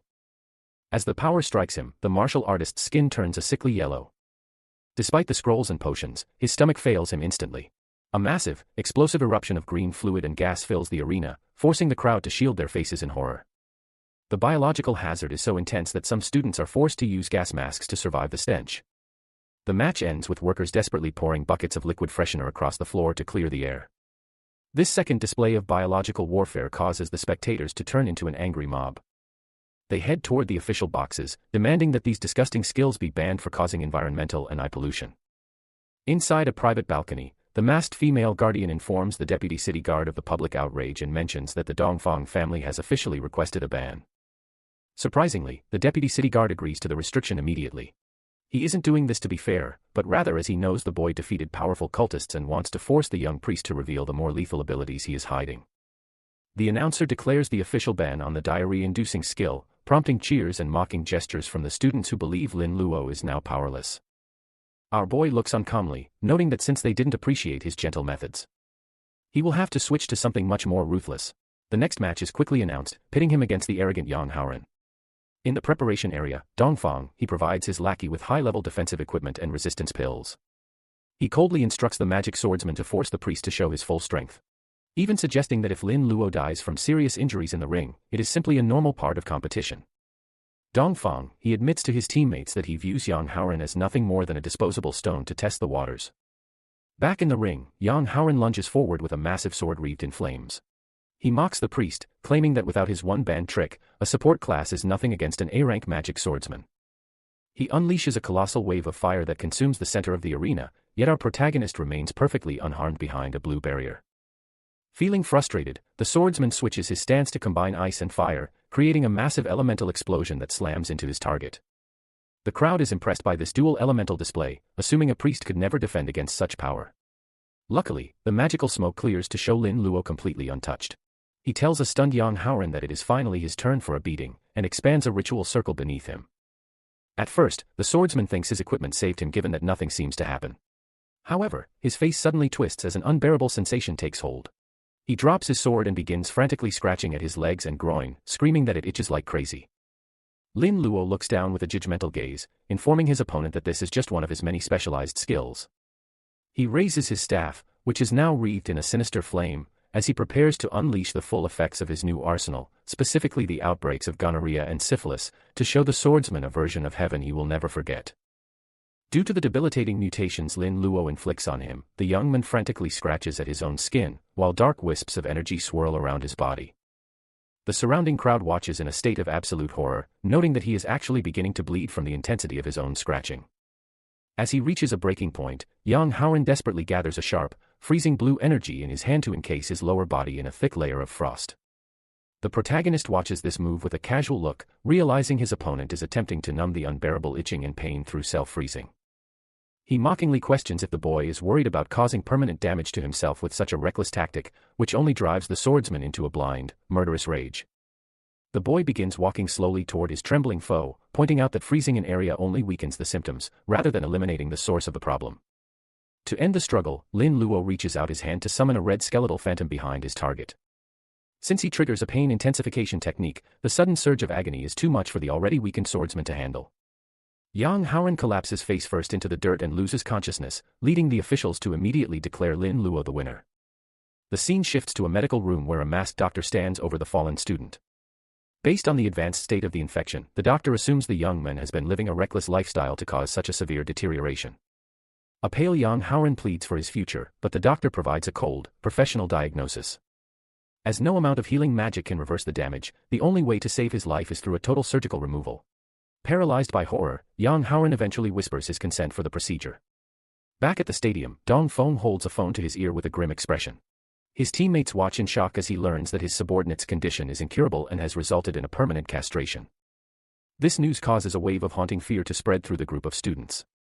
They realize that regardless of the circumstances, provoking the priest is a mistake that carries consequences far worse than a simple defeat. Meanwhile, the tournament moves to Arena 5 where Murong Xuan confronts her former teammate Li Mei. The white-haired girl points her staff with deep resentment, vowing to defeat the S-Class heir to clear a path for Dong Feng's championship. The heroine simply smiles at this challenge, noting the massive gap in their power. She unfurls her radiant angel wings and hovers above the ground as a display of her hidden profession. When Li Mei hurls multiple dark fireballs in a desperate attack, Murong Xuan brushes them aside as insignificant. The angel then raises a glowing palm to summon a massive yellow energy from the sky. This holy judgment strikes the center of the arena, ending the fight in a single, one-sided assault. As Li Mei lies defeated and defiant on the ground, Murong Xuan's eyes begin to glow with an intense yellow aura. Given that she possesses her holy light compulsion skill, she is able to turn her opponent into a submissive follower. The defeated girl's expression goes blank as she accepts her new master's orders to provide a complete breakdown of Dong Feng's secrets. Murong Xuan calculates that with the power difference between them, she will have 72 hours of absolute loyalty to gather the intelligence she needs. A large display board soon updates to reveal the final 4 candidates of the competition: Murong Xuan, Lin Luo, Dong Feng, and Pan Chen. With the first round concluded, the announcer calls for the second phase to begin. This part of the trial requires the top 4 to defend their respective arenas against the other 8 challengers. While the other rings begin to bustle with activity, Lin Luo stands alone in the center of an empty arena, wondering why not a single person is brave enough to step forward and challenge him.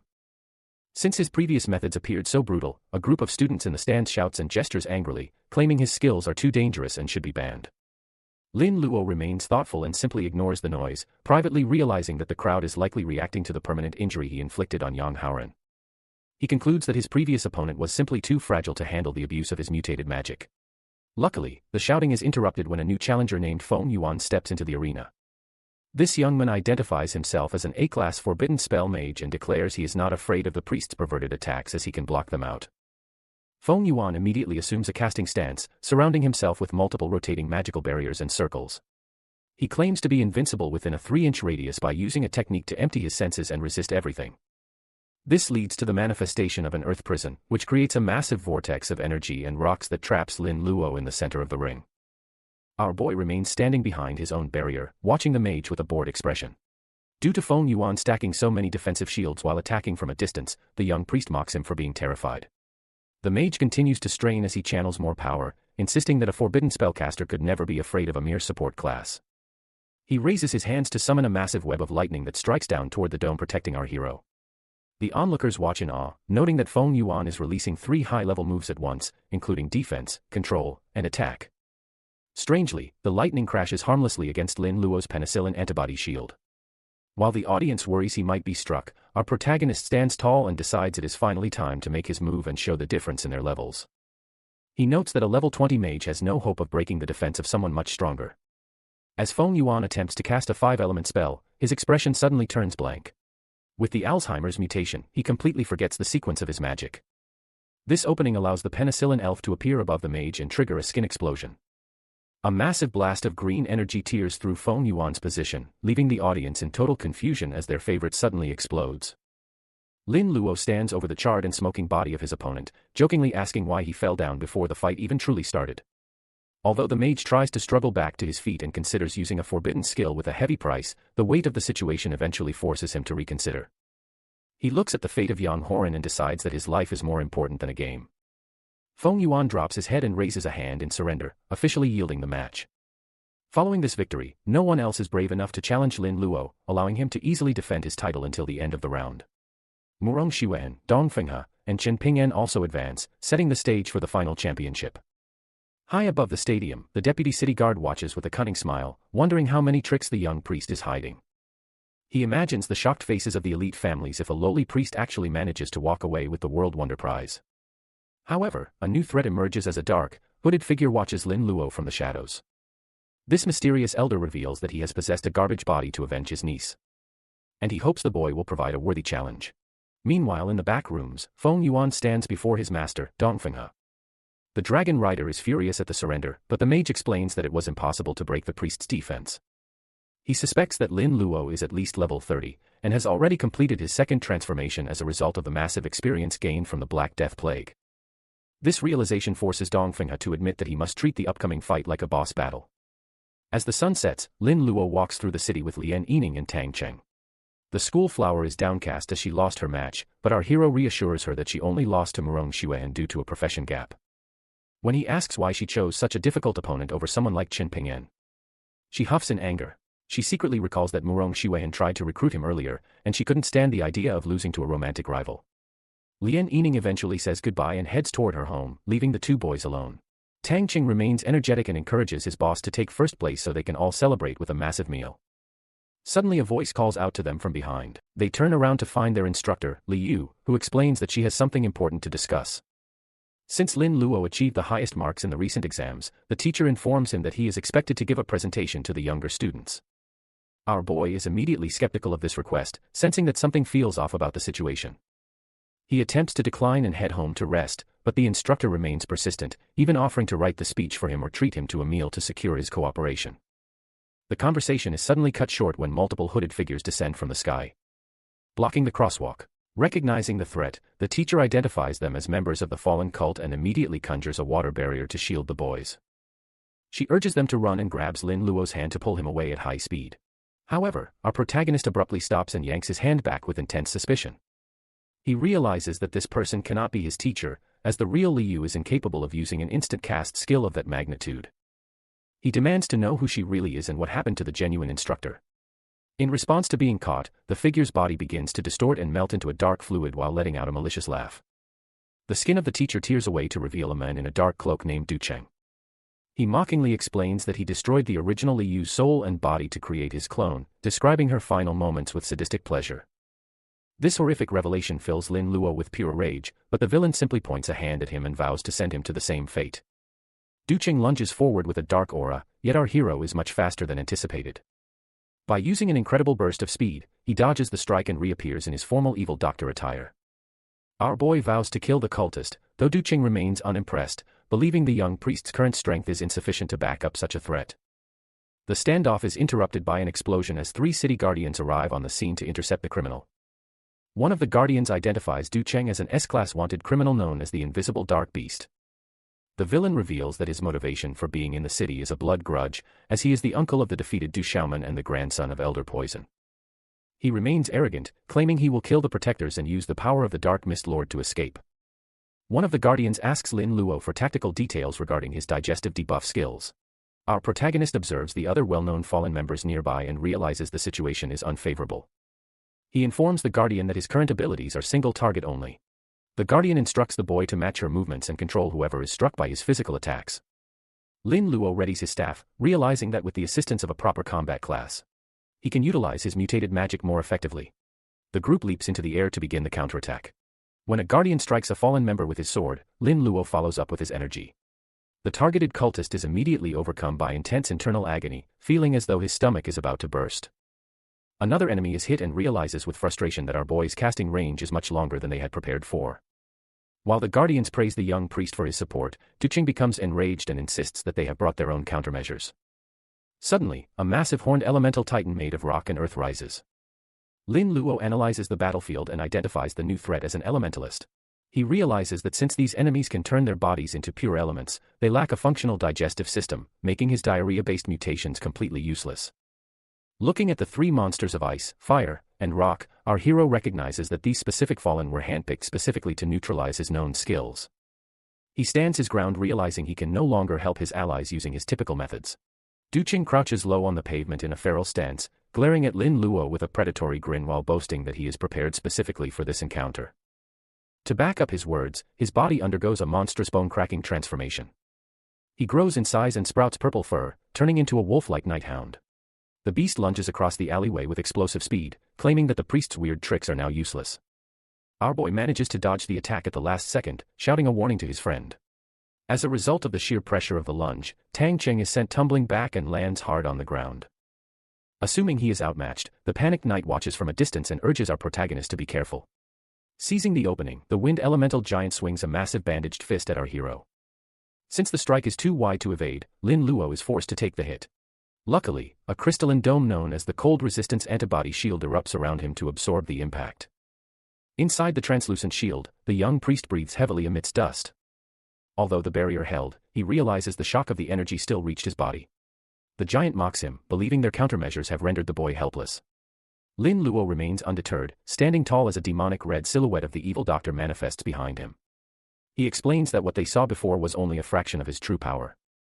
He produces a small red scalpel, which the giant dismissively compares to a toothpick. Lin Luo ignores the taunt and initiates a non-responsible surgery. As he strikes, energy lines wrap around the giant, triggering a random disability mutation. Due to this, the giant's left hand is cleanly severed and dissolves into air, leaving both the monster and the night hound in total disbelief. Lin Luo then leaps into the air, using his blood wings to hover above the crater. He zips around the giant with incredible speed while his scalpel flashes, officially starting the real surgery. As black energy rings and mutations distort the giant's body, the monster screams in confusion as its nose has suddenly grown on its wrist. Through a combination of random deformity and organ transplants, the giant is transformed into a tangled, incapacitated mess of bandages. Our boy lands gracefully and looks back at his handiwork, mocking the giant as his first patient. Ducheng approaches to examine his ally, only to find the giant in a bizarre state. With the surgery completed, a mouth has appeared on the giant's rear. The monster uses this new opening to warn Ducheng that he feels no pain but is completely immobile. He suggests that killing the caster is the only way to recover and warns the hound to avoid the scalpel at all costs. Ducheng is visibly disgusted by the fact he has to talk to his allies, but the night hound snarls at our hero, believing he is safe as long as the blade does not touch him. Lin Luo calls the beast out for its turn, prompting Ducheng to unleash a wave of dark energy. He summons a pack of shadow wolves and red-eyed crows to overrun the street. While the young priest watches calmly, a nearby guardian screams for him to run. She warns that Ducheng is a dangerous S-level criminal, but our protagonist has no intention of escaping. The young priest gives the hound a devious look and offers to help with his interest in raising monsters. He releases a massive wave of reproductive excitation energy that washes over the summons. Because of this, the wolves and crows immediately stop their attack and begin pouncing on one another in a chaotic mating frenzy. The night hound and the other hidden cultists watch in total bewilderment as the dark beasts completely ignore their orders. Tang Cheng is clearly impressed by the fierce skill and shouts that he wants to learn it himself. Meanwhile, the night hound begins to tremble and flush. He screams for his minions to stop, but he realizes with horror that the mutation is so powerful that even he is beginning to struggle with his own instincts to join the pile. The battle in the alleyway reaches a fever pitch as the blonde-haired guardian delivers a powerful sword strike to a wind elementalist clone. She is determined to end the conflict right there, but her final strike is interrupted when the night hound form of Ducheng lunges at her. Lin Luo stands nearby with a sinister aura, noting that since Ducheng is not an elementalist, he is susceptible to a much more specialized and agonizing attack. Despite being battered, the night hound curses the limitations of his clone body and attempts to flee. The guardian tries to secure the area and tells our boy to head home while they handle the pursuit, but she is quickly paralyzed with confusion. She realizes she has lost track of the student, only for Tang Cheng to point toward the sky.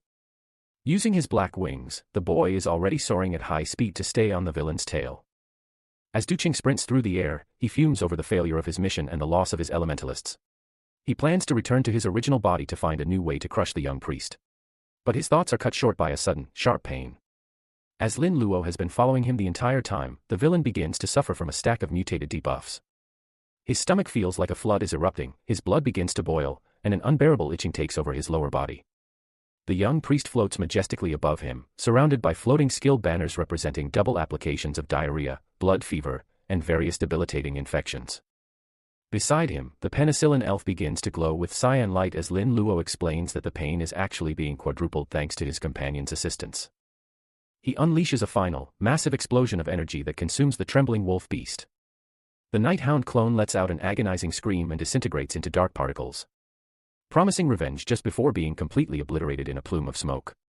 Back on the pavement, our boy finds a small purple orb and realizes it is a high-grade space ring.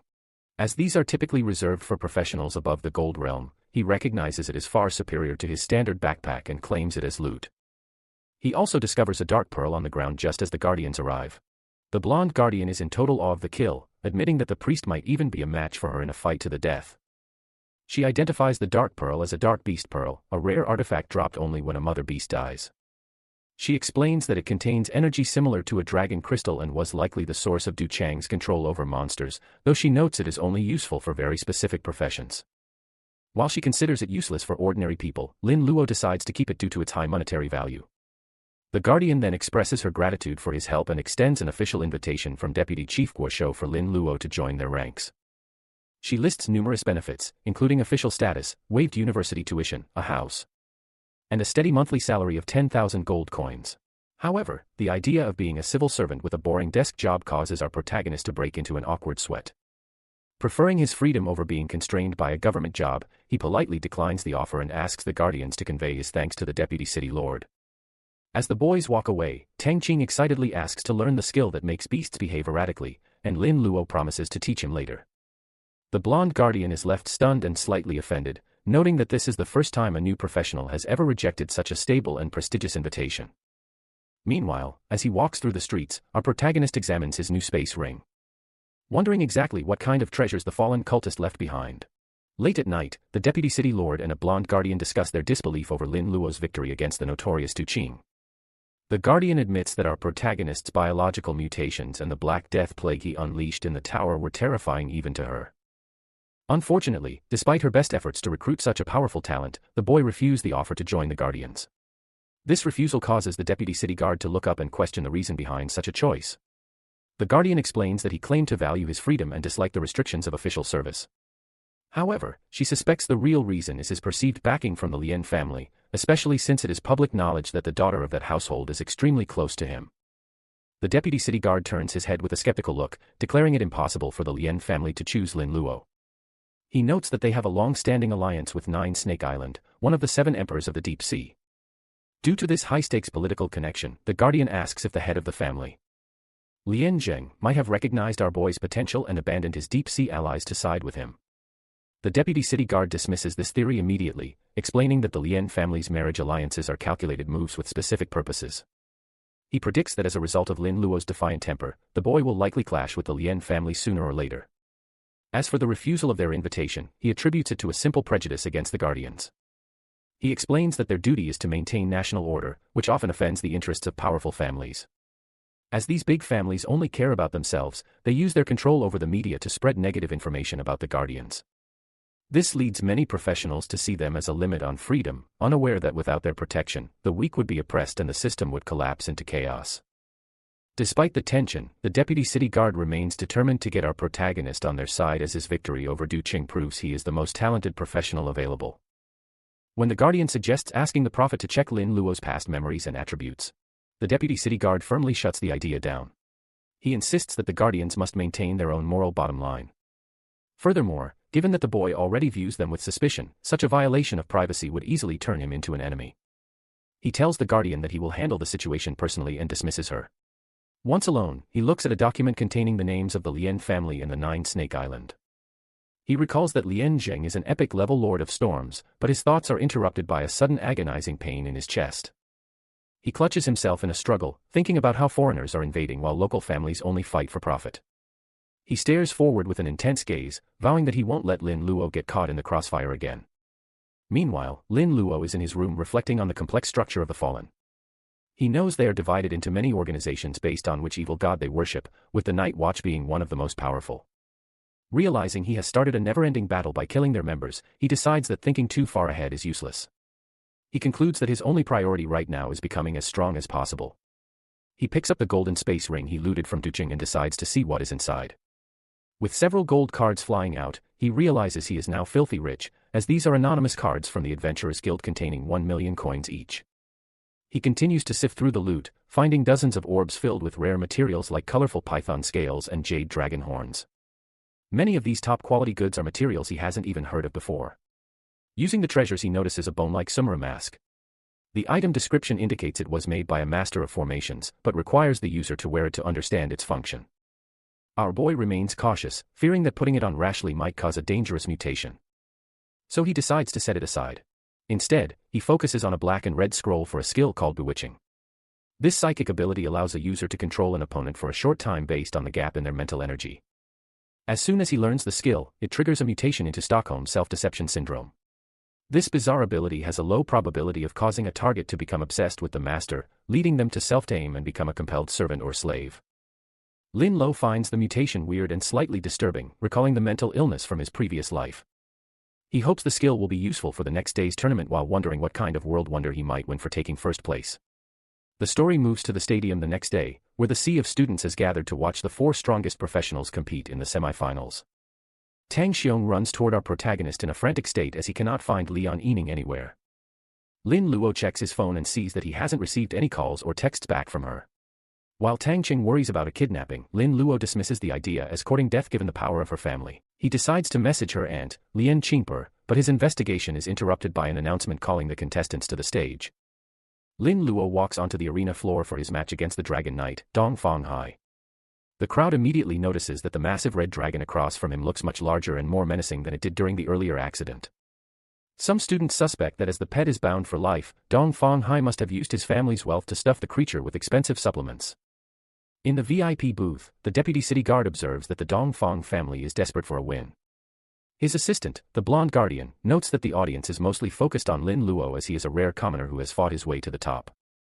A group of fans in the stands screams for our hero to kill his opponent, hoping for another embarrassing display from the dragon. This excitement is contrasted by a serious update for the deputy city guard. The blonde guardian informs him that the head of the Lien family has suddenly left the city for an unknown destination in the deep sea. The deputy city guard stands, realizing that Lien Zheng is finally making his move. Years ago, Lien Zheng reached the Epic Realm and became the Storm Lord by stealing a legendary job transfer item from Storm Island. As only 2 people hold this title, he must eventually kill and devour the master of Storm Island to ascend to the rank of Storm King. To achieve this, he is fleeing the country and using his daughter as a political pawn to secure an alliance with Nine Snake Island. The deputy city guard is skeptical of Lien Zheng's loyalty and realizes that the man's obsession with power makes him completely indifferent to our protagonist's potential. Luckily, the deputy city guard has intervened to protect our boy's interests. He successfully maneuvered to bring the young master of Nine Snake Island into the Dragon Empire as a proxy, effectively blocking the planned marriage alliance. This calculated move ensures that Lien Yining won't be easily traded away, as the deputy city guard believes Lin Luo is worth the investment and refuses to let a father exploit his own daughter. The focus shifts to the stadium where the red dragon lets out a roar that shakes the arena. Lin Luo stands opposite Dong Fanghai and mocks the dragon rider, asking if he wants to repeat the embarrassing public accident from their last encounter. The young master struggles to hold his pet back, promising the beast it can bite the priest to death once the match officially begins. In the stands, a group notes that the dragon clearly remembers the humiliation of the previous incident. One female wonders if there will be surprises, while the patriarch watches with a bad feeling. Acknowledging that Lin Luo is consistently unpredictable, the referee signals the start of the match, and the dragon immediately lunges toward its target. Our boy is ready, and swings his staff to release a wave of mental confusion energy. As this power ripples through both the rider and the beast, Dong Fang, he becomes completely disoriented with vacant eyes. Our hero moves with incredible speed while the dragon rider is confused, leading to a disastrous mistake. Instead of hitting Lin Luo, Dong Fang delivers a strike directly into the snout of his own pet. Blood sprays across the ring as the dragon shrieks in pain, leaving the audience in a state of absolute shock. Onlookers realize the young master was trapped in an illusion that made his own dragon look like the enemy, Dong Fang. He panics and tries to apologize, but the dragon glares at him with lethal intent. Seeing the contract seal on the beast's forehead beginning to crack, the young master realizes he is on the verge of losing his pet forever. To prevent the mark from shattering, he decides he must end the fight immediately using his family's greatest resources. Dongfang he powers up and equips a set of ornate gold and red dragon knight armor. He boasts that even if Lin Luo has reached level 30, he cannot overcome the gap in their family backgrounds. Spectators are stunned by the expensive equipment, noting its extremely high attributes and resistances. Lin Luo remains bored and decides to test if the boy's gear is truly a match for his raw level. The Dragon Knight charges with a flaming weapon, Dongfang. He laughs manically, claiming that he took a massive amount of antivirus pills and vaccinations to ensure the priest's dirty tricks won't work on him. However, his confidence turns to confusion as Lin Luo continues to weave around every attack. The young master cannot understand how a priest can be more agile than a combat class, yet our hero simply leaves multiple afterimages in his wake. The group in Dongfang family booth is stunned by this display of speed, but the patriarch assumes the boy must be overdrawing his strength using a temporary burst skill. Suddenly, Dongfang he freezes in place as petals fall around the arena. Our boy reappears behind his opponent and notes that while the vaccinations might block some infections, there is no vaccine for his reproductive excitation skill. He tells the young master to enjoy the pleasure as the mutation takes hold. Dongfang. His face turns into a dazed, blushing mask with a wide, eerie smile. In his mind, he sees a vision of a gorgeous humanoid female dragon with red hair and soft scales. Driven by this hallucination, the young master lunges at the neck of his actual red dragon, hugging it tightly and calling it a beauty. The stadium falls into a horrified, nauseous silence as the students watch Dongfang. He tried to play with his own pet in a way that leaves the entire audience wanting to vomit. They mock the Dragon Knight for his pathetic behavior, jokingly suggesting that he has discovered a new and twisted way to ride a dragon. The red dragon eventually throws its head back and lets out an ear-splitting scream of agony, causing the dazed attacker to drop to the ground. Inside the illusion, Dongfang, he dismisses the surrounding chaos as the fuss of an annoying demon while he floats toward a beautiful, dark-haired woman. Although the female figure in his mind recoils in terror and pleads for him to stop, the young master only becomes more aggressive. He smiles with crazed, bloodshot eyes and insists that he won't give up on his prize so easily. Back in the real world, the dragon is pushed to its limit and uses its claws to shove its master away. The crowd notes that the proud beast is clearly holding back its strength out of a lingering sense of loyalty, otherwise the young master would have been killed instantly for such an insult to the dignity of dragons. High on a balcony, the Murong family patriarch, Murong Chenfu, observes the match with the girl. Murong Shuehen explains that she finished her own match quickly to watch the spectacle and notes that the once-in-a-century sight of a professional lusting after his own pet is too exciting to ignore. She correctly analyzes that the young master is trapped in a powerful illusion, but she concludes that falling for such a trick proves he is secretly a playboy who covets beauty in private. Because of this public disgrace, the patriarch immediately decides to send someone to reject the marriage proposal from the Dongfang family. Murong Shuehen is filled with relief and joy, laughing at the fact that their rivals have lost all face in front of the entire country. The students in the crowd continue to record the event on their phones, eager to keep the footage of the heir's humiliation for the rest of their lives. Inside the Dongfang family booth, Patriarch Dongfang Daizong is screaming in a blind rage while his assistants try to hold him back. Although the assistant suggests admitting defeat to save what little reputation they have left, the patriarch refuses. He realizes the scandal is already being broadcast nationwide, so he believes their only hope is for his son to win first place and use a media campaign to bury the disgrace. A female proposes a solution by casting a spell, but the patriarch warns her not to target Lin Luo directly to avoid trouble with the deputy city guard. Instead, the female decides to cast a spell on Dongfang He to wake him from the nightmare. While she prepares the ritual, the patriarch notes that our protagonist is foolishly focusing his attacks on the dragon instead of the defenseless master. He hopes the pet can hold out long enough for the illusion to break so they can still win. Our hero continues to unleash a barrage of skin explosions, causing red to pulse around the dragon's body. Lin Luo analyzes the creature's high health and resistance, noting that it is an impressive beast for such a young age. He secretly feels a glint of greed and wishes he could claim the dragon for himself, but he finds it frustrating that his Stockholm self-deception syndrome refuses to trigger due to its low probability.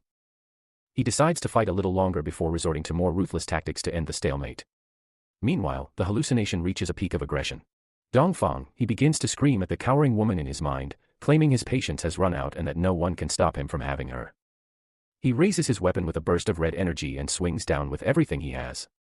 In reality, the young master plunges his sword directly into the dragon's backside. A geyser of blood splatters across the floor, leaving the crowd in absolute horror as they realize he has stabbed his own pet in the most humiliating way possible. The dragon releases a final, agonizing roar toward the sky just as the female in the booth triggers her curse-breaking spell. The illusion finally shatters, and Dongfang, he stands in the center of the ring with a bruised face and wide, confused eyes. He looks around for the beauty from his dreams, only to find a bleeding dragon staring down at him with murderous rage. As he realizes the horrific truth of what he has done, the young master begins to tremble and sweat in terror. He breaks into tears, and desperately tries to explain that it was all a misunderstanding, hoping to survive the wrath of his own companion. Due to the severe physical and emotional trauma inflicted during the battle, the red dragon pet finally snaps and breaks its contract seal. The beast lets out a sky-shaking roar before taking flight and abandoning the arena entirely. This leaves a devastated Dongfang, he reaching toward the clouds in despair, desperately ordering his pet to return as Lin Luo stands calmly in the distance. In the observation balcony, the elders of the Dongfang family descend into a state of pure panic. They realize that losing a dragon, which serves as a 1,000-year guardian and the key to their success, is a catastrophic blow to their lineage. Since the match is effectively over and their priority has shifted to salvaging their assets, the family patriarch leads a hurried retreat to pursue the escaping creature. From their own vantage point, the blonde guardian and the deputy city guard observe this sudden departure. While the assistant assumes the family has simply surrendered the tournament prize, the deputy city guard explains that a young dragon is far more valuable than a broken artifact. He recognizes that the escape has rendered the dragon ownerless, providing a unique opportunity for anyone to intervene. As a result, he issues an immediate order for all guardians to mobilize and locate the beast. The news of the dragon's flight also reaches a group of hooded fallen cultists stationed outside the stadium. A female member with pale hair realizes that obtaining the dragon's crystal would allow her to reach a higher level of power. Driven by this ambition, she commands her subordinates to find the dragon before any other faction can claim it. Back on the arena floor, a scorched and bruised Dongfang, he gasps for air while blaming the young priest for the loss of his pet. Our protagonist remains characteristically indifferent to the yelling, noting that he has no personal debt to the angry young master. This lack of remorse causes Dongfang to snap completely, leaping into the air to launch a desperate red energy strike. The attack shatters the ground but fails to penetrate the crystalline barrier protecting our hero. The display of futility draws mockery from the students in the stands, who begin to gossip about the young master's bizarre behavior toward his pet. As a collection of judgmental thoughts from the crowd swirls around him, Dongfang, he is pushed into a blind rage. He activates a powerful golden thunder technique and slams his weapon down, creating a colossal explosion that consumes the ring. Once the smoke clears, Lin Luo is revealed to be perfectly safe inside an ice diamond barrier. The sight of a support class blocking a full power strike head-on leaves the dragon rider in a state of wide-eyed horror. Our hero decides he is in too much of a hurry to continue playing around and prepares to end the fight quickly. He produces a small blue scalpel, which triggers laughter and confusion among the spectators who find the tiny tool ridiculous for a professional weapon. Even Dongfang, he laughs hysterically, assuming the blade is just a joke. Warning his foe that he will soon forget how to laugh, he passes through the young master's guard in a flash, leaving only a faint red mark on his chest. Given that the strike seemed to have no immediate effect, Dongfang initially believes it was a bluff. However, as the young priest walks away, he congratulates his opponent on opening a door to a new world. A magical aura suddenly envelopes the young master, triggering a random degeneration mutation that results in an instantaneous sex change. The crowd is stunned to see a beautiful woman standing where the air once was, while the spectators realize the scalpel is actually a tool for horrific anatomical manipulation. The now female Dongfang collapses to her knees in a high-pitched panic. Our boy explains with a clinical tone that the sudden weakness is due to the target failing to adapt to a completely new body structure. He mocks her further by mentioning the upcoming monthly cycle she will have to endure before advising her to surrender. The female Dongfang, he coughs up blood and loses consciousness, leading the officials to declare Lin Luo the victor of the match. During this victory, the final match is set between our hero and Murong Shuhen. However, after witnessing the terrifying and unpredictable nature of the priest's skills, the Murong family patriarch decides it is not worth the risk to fight. Murong Shuhen looks away with a troubled expression and officially yields the match, making Lin Luo the champion of the individual competition. Amidst the victory, the young priest appears distracted while checking his phone. He informs Tang Qing that he has received an urgent message from Lian Yinings and regarding the school flower's whereabouts. Once the announcement of the forfeit means he no longer has to wait for a final battle, he leaves the stadium immediately, trusting Tang Qing to handle the remaining formalities of the award ceremony. Murong Shuhen and her team regroup at a courtyard to discuss their sudden withdrawal.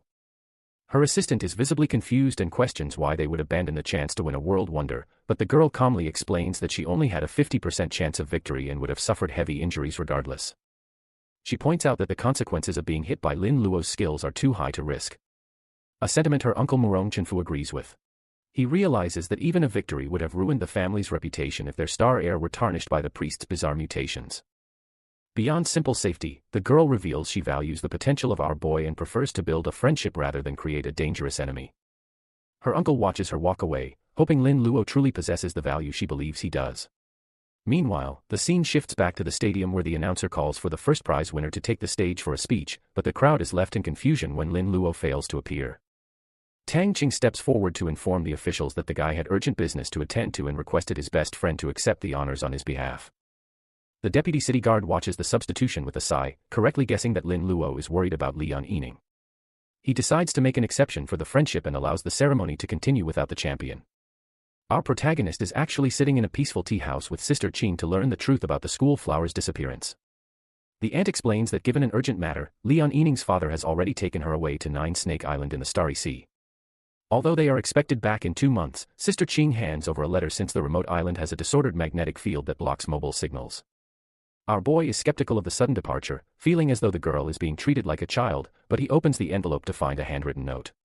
In the letter, Lian Yining promises to meet him at Imperial University in 2 months and tells him to take care.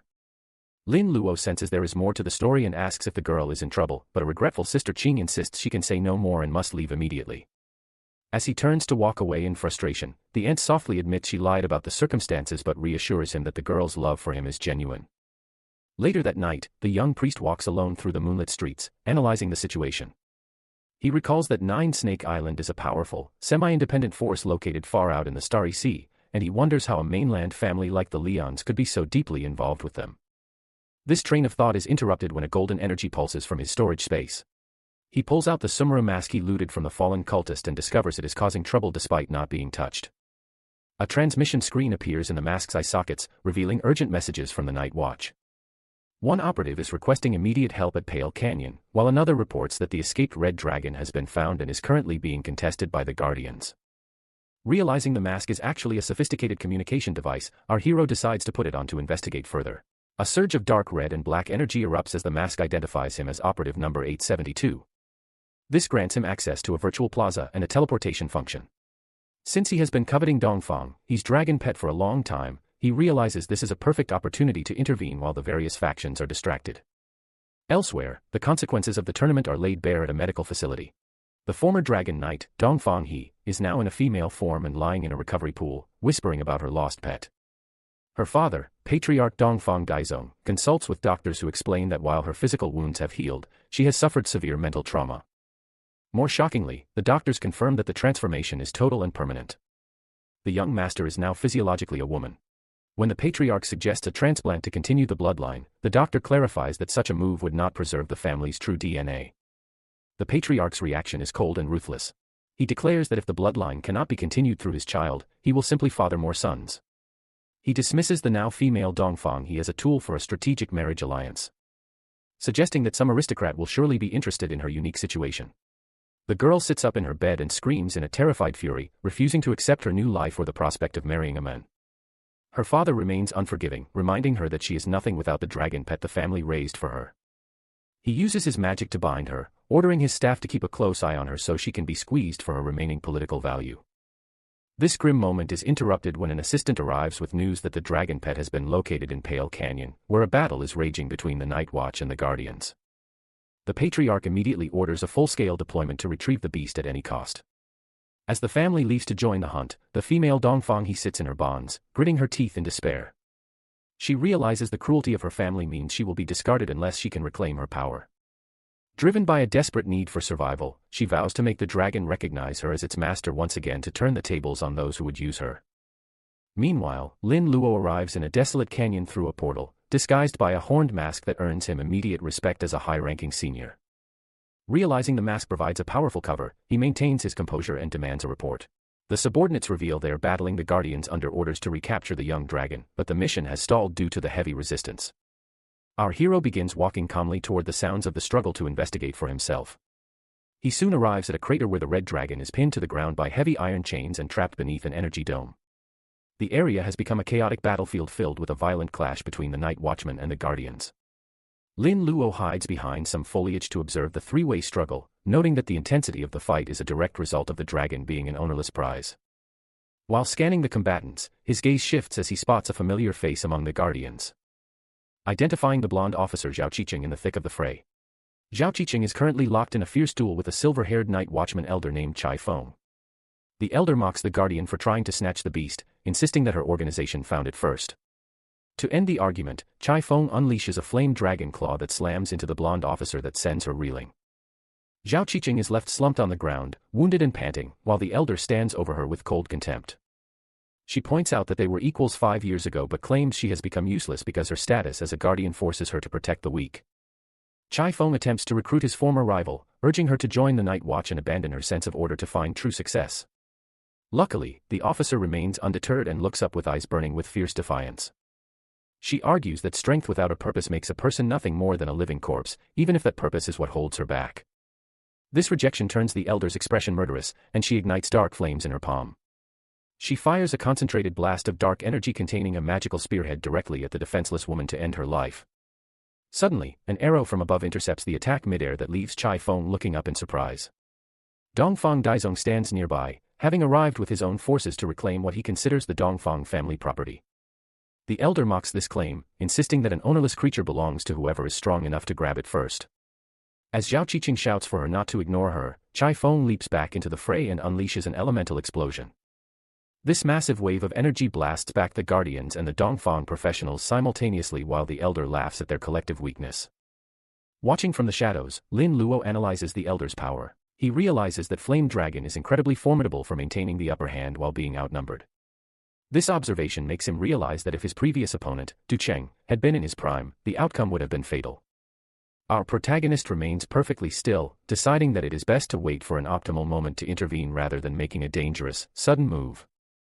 In the center of the crater, Chai Feng continues to hold off the crowd while barking orders to her subordinates to focus on controlling the dragon. The Guardians and Dongfang family members decide to launch a coordinated attack, believing that if they can kill the Flame Dragon, the rest of the Night Watch will crumble. Despite the pressure, the subordinates tighten the iron chains around the beast, causing electricity to surge across its body. The dragon roars toward the sky in absolute pain, struggling in vain to escape its captors. Finally, our hero decides the time for observation is over. He approaches the battlefield with his arms outstretched and casually asks the combatants if they are in need of some assistance. A hooded night watchman assumes he is a superior and desperately begs him to help suppress the struggling beast. Lin Luo agrees to assist but immediately betrays the cultist by striking him with a skin explosion. As the other night watchmen recoil in shock, he unleashes a wave of mental confusion that forces the remaining guards to turn their weapons on one another in a chaotic brawl. The dragon watches the infighting with total bewilderment while our protagonist jokingly tells the creature to thank him for preventing its capture. Suddenly, a geyser of crimson energy erupts as the elder Chai Feng emerges from the flames. She realizes Operative 872 has turned traitor and lunges at him with murderous intent, though our boy manages to dodge her high-speed assault. Just as Chai Feng prepares a follow-up strike, Dongfang Daizong fires an arrow from midair to distract her. The patriarch is driven by a need to avenge the perceived death of his child, forcing Chai Feng to divide her attention between the two opponents. While they clash in the air, the guardian officer Zhao Qiqing observes the scene through the dust. She identifies the Sumera mask as the one belonging to the deceased Du Cheng and realizes Lin Luo must have taken it after their previous fight. Fearing for the safety of the talented young priest, she orders all guardians to prioritize saving him over the dragon. Chai Feng becomes overwhelmed by the combined pressure and unleashes a massive red aura to push back the surrounding fighters. She manages to grab Dongfang Daizong by the throat but suddenly senses a terrifying presence and flees the scene, dropping the patriarch to the ground. Lin Luo and Zhao Qiqing watch her exit with confusion until a cold, powerful professional named Dongfang Wuyue steps onto the battlefield. Dongfang Daizong bows before the newcomer, revealing him to be the epic realm ancestor of the Dongfang family. The ancestor explains that the death of his descendant called him through their bloodline and vows to hunt down the murderer. Before departing in a golden flame aura, he instructs the patriarch to retrieve the young heir's body for a specific purpose. Dongfang Daizong then turns his suspicion toward the masked Lin Luo, but Zhao Qiqing intervenes to protect him. She lies to the patriarch by claiming the boy is actually an undercover guardian agent who successfully infiltrated the Night Watch to earn a high-ranking mask. Because the patriarch remains skeptical, the officer shuts down the questioning and forcibly takes Lin Luo away from the area. Once they reach a secluded rocky spot, the young priest removes his mask and faces a stern lecture from Zhao Qiqing. She scolds him for the extreme risk of using a cultist's mask and warns him that he could have been teleported into a trap. While Lin Luo sits on a boulder reflecting on getting caught, the red dragon suddenly appears on a nearby rock with its chains broken.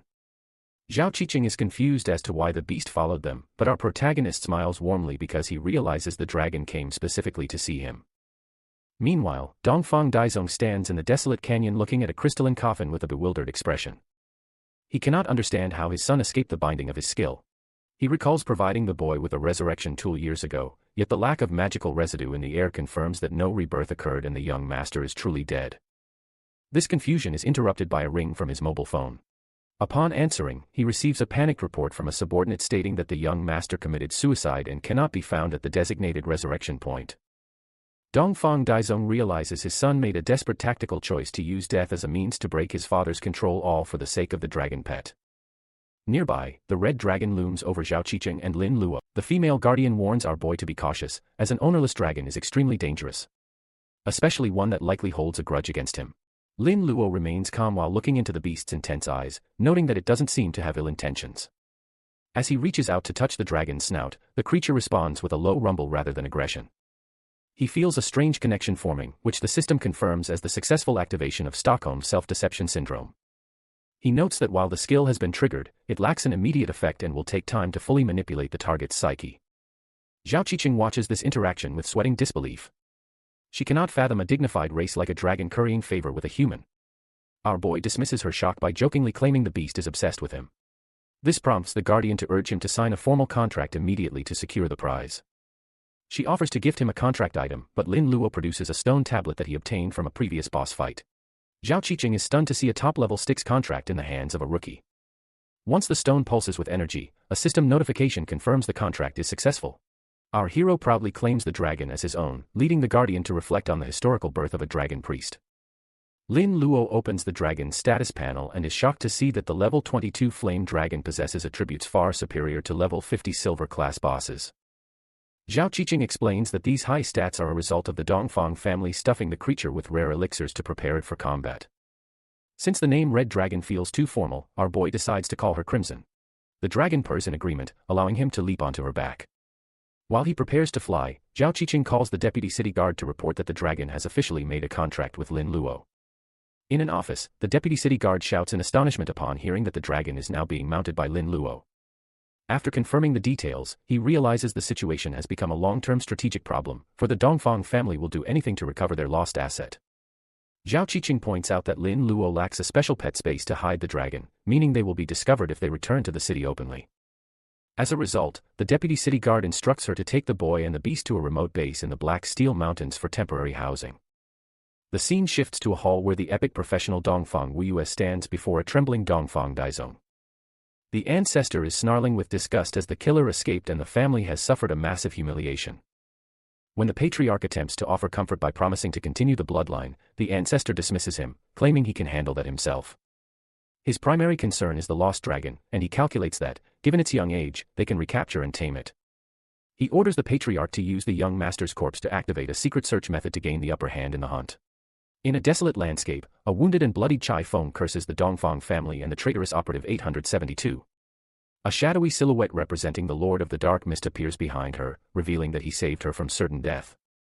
The entity demands immediate repayment for his kindness, but the white-haired woman questions her own worth now that she is a cripple. The shadow offers her the arm of a dragonborn to replace her lost limb, promising it will grow stronger than her original. In exchange, he requires her to become his spokesperson within the Night Watch and travel outside the territory to retrieve a specific object. Chai Feng accepts the deal, officially becoming a follower of the Dark Lord. Finally, Lin Luo returns to his room looking tired but satisfied. He reflects on his journey back, noting that he ran into Tang Cheng and collected the prize his friend picked up for him. He holds a large stone box with an excited smile. He prepares to open the container, eager to finally see the world's wonder hidden inside. A light erupts from within, forcing him to shield his eyes as he cries out in surprise. As the radiance fades, a soft teal creature with black eyes is revealed. Lin Luo stares in bewilderment, noting that the prize looks like a slime or jelly. A status screen identifies the object as a world's wonder, a damaged conceptual creature born from merging world rules that contains a world inside and grows by consuming spacetime gaps. The protagonist examines the translucent body between his fingers, questioning how the legendary treasure fought over by noble families could be a living slime. Little Green, the penicillin elf, hovers near the creature with a protective purr. Lin Luo warns the elf to be careful, fearing the slime might try to eat it. A sudden knock at the door interrupts the moment. When he opens it, he finds Deputy City Guard Guo Shui standing there. The official enters and laughs, noting that the heads of noble families would be furious to see the boy playing with the world's wonder so casually. Guo Shui notices Little Green and expresses genuine surprise at the elf's presence.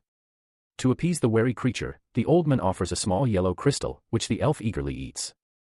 Our hero apologizes for the lack of etiquette, but the deputy city guard dismisses it before inviting Lin Luo to join the Guardians. Our protagonist remains firm in his refusal, stating he has no intention of becoming a member. Guo Shui explains that he understands the boy's desire for freedom, which is why he is offering the position of honored guest, rather than a standard member. The official explains that the honored guest role was created for talented professionals who dislike restrictions. These individuals are effectively freelancers who receive pay and benefits without the daily work of standard guardians. Aside from occasional special missions with great rewards, the role offers complete freedom. Lin Luo admits the condition is tempting but asks why he was chosen. Guo Shui stands tall and explains that he is betting on the boy's future potential. He adds that as an honored guest, our boy can even command other guardians below the Gold Realm. As this is the greatest sincerity the official can offer, he prepares to give up if the boy still refuses. Lin Luo finally agrees to join. Guo Shui presents an ornate token and a badge to officially mark the appointment. The token allows the holder to mobilize all guardians in Binhai City below the Gold Realm, while the badge contains a hibernation barrier space for pets. Since Lin Luo lacks a dedicated pet space, he finds the gift extremely thoughtful. He then asks for clarification on what the World's Wonder actually does. The deputy city guard sits and explains that even a genius will take a long time to use it, as its primary function is to help epic professionals enter the legendary realm and assist legendary beings in reaching the mythical realm. Our protagonist is shocked to realize he holds an item intended for the strongest beings at the top of humanity. He questions why such an important item was given as an exam reward. Guo Shui explains that he and other epic masters snatched the artifact from deep-sea aliens. As the item was damaged and lost its power during the battle, the families decided to let their children compete for it to avoid a direct conflict between the masters. The official laughs, imagining the frustration of the top families who expected to win but lost to our boy. Lin Luo notes that the description mentions repairing the wonder using a time and space gap. Guo Shui explains that these gaps are collective terms for rule fragments, such as a heart of territory. These are found at monster gathering points guarded by intelligent, organized bosses. In the Dragon Kingdom, such places exist in outer space, dungeons, and the Starry Sea. The official warns that these locations are far more deadly than the wilderness, but our protagonist only gives a devious smile and claims he was just asking. Guo Shui asks if the boy has chosen a university for graduation. Lin Luo admits he hasn't thought about it, leading the official to recommend Imperial University. He describes it as the top school in the kingdom and mentions that the young master of Nine Snake Island will be attending there as a hostage. Hearing this, our boy's expression turns sharp as he thinks of Li Yanning being taken to that same island. Guo Shui teases him, noting that the whole city knows they are a couple. He reassures the boy that guardians are present on Nine Snake Island, and the girl will be safe. Lin Luo asks to use the Guardian network to send her a letter, and the official agrees, noting it is a simple matter for a member. Later that night, rain pours over the dark city streets as a car drives along. Inside, Zhao Qichang asks if the boy agreed to join. Guo Shui stares out the window and confirms the agreement. He thinks back to the strange creature beside the boy, wondering if it was an elemental elf. He is intrigued by the fact that it eats elemental crystals despite not being a standard elemental. The official continues to stare into the night, noting that the kid possesses many secrets. Binhai City has fully embraced Lin Luo's fame, with skyscrapers draped in advertisements for everything from his signature priest coats to branded shampoo. As our hero strolls through the city, he jokingly considers charging for copyright fees, but his leisure is cut short when a crowd spots him. Because of his status as a local legend, a frantic mob immediately surrounds him to snap photos and document the celebrity sighting. The situation quickly turns chaotic as fans and fellow professionals swarm him with bizarre requests. One priest asks how to replicate the sex change skill used on Dongfang He, while others beg for autographs or a lesson in the diarrhea technique to cure their own ailments. The pressure intensifies when 3 female fans push to the front, with one girl aggressively offering to show him a tattoo on her belly button to prove her devotion. Another fan asks for medical advice regarding breast enhancement, which leaves our protagonist sweating in total panic at the sheer nonsense of the rumors. To escape the suffocating attention, he activates his adrenaline rush skill and sprints away, eventually finding a quiet back alley to catch his breath. He reflects on how exhausting fame has become and realizes he cannot even go shopping for supplies without being harassed. While resting in the alley, he examines his Scarlet Fury staff and notes that as a level 40 professional in his second transformation, his current weapon is now a novice-tier drag on his power. Since high-level gear is rarely found online, he was hoping to browse the local shops, but the plan has backfired. His solitude is interrupted when a group of male fans discovers his hiding spot and rushes toward him, shouting loyalty and making inappropriate jokes about his ability to enhance their physical attributes. Luckily, Murong Shuihan appears at the entrance of the alley with her elderly manager, Uncle Lu. She silences the rowdy group with a stern warning about respecting boundaries. By claiming that Lin Luo is currently on a date with her, she intimidates the fans into fleeing, as no one is brave enough to challenge the authority of the Murong family. Once the crowd disperses, Lin Luo expresses his gratitude for the rescue. Murong Shuihan casually brushes off the favor and asks why he is wandering the city alone. After he explains his need for an equipment upgrade, she recommends a high-end showroom owned by her family. They enter the top professional shop in the city, a sleek facility filled with premium armor and displays. While the selection is impressive, he notes that most gold-level items for second transformation professionals are missing. Murong Shuihan explains the market reality, noting that silver-level items are considered precious for most, while gold-level gear is usually reserved for wealthy families who never visit public stores. She takes the opportunity to invite him to join the Murong family again, offering him any gold equipment he wants in exchange for his loyalty. He politely declines the offer, reiterating his desire to remain free. Murong Shuihan admits it is a shame, but shifts the conversation to a more somber topic regarding Lian Yining. This catches Lin Luo's attention, and he narrows his eyes as she reveals that the school flower was actually taken to Nine Snake Island by force to enter a political marriage with a young master. Murong Shuihan explains that Yining kept this a secret to avoid worrying him, as she was caught between her father's ambition and her duties to the family. However, she clarifies that the marriage has been delayed for a powerful figure intervened to force the groom to study at Imperial University as a hostage instead. Lin Luo realizes that Deputy City Lord Guo Shui has done far more for him behind the scenes than he originally thought, creating a debt of gratitude that will be difficult to repay. Murong Shuihan extends a hand to our hero, noting that she has given up her shot at the world wonder, and provided him with vital information just to prove her sincerity as a friend. Lin Luo accepts the handshake, realizing that being on good terms with her is a strategic advantage. To solidify their new alliance, she has Uncle Lu present a special case containing a level 40 epic grade magic staff. This red weapon possesses massive boosts to spirit, spell penetration, and critical hits, along with advanced skills for corpse control and mental clarity. Lin Luo is stunned by the quality of the gift, especially when Murong Shuihan admits she took it from her family's private treasury specifically for him. He agrees to purchase the staff for a friendly price of 800,000 gold coins, using his accumulated materials and money to cover the cost. With his inventory fully stocked with new equipment and consumables, Lin Luo prepares for the next stage of his journey. He travels to a fortress-like facility in the Black Steel Mountains to bid farewell to the city. Dressed in a new combat outfit, he mounts his red dragon, Crimson, and looks toward the horizon with a determined expression. As he needs to repair the world wonder as quickly as possible, he knows he must locate a heart of the territory, which can only be found in the most dangerous regions. He points toward the distance and commands Crimson to take flight, officially leaving the region behind to hunt for rule fragments in the untamed wilderness.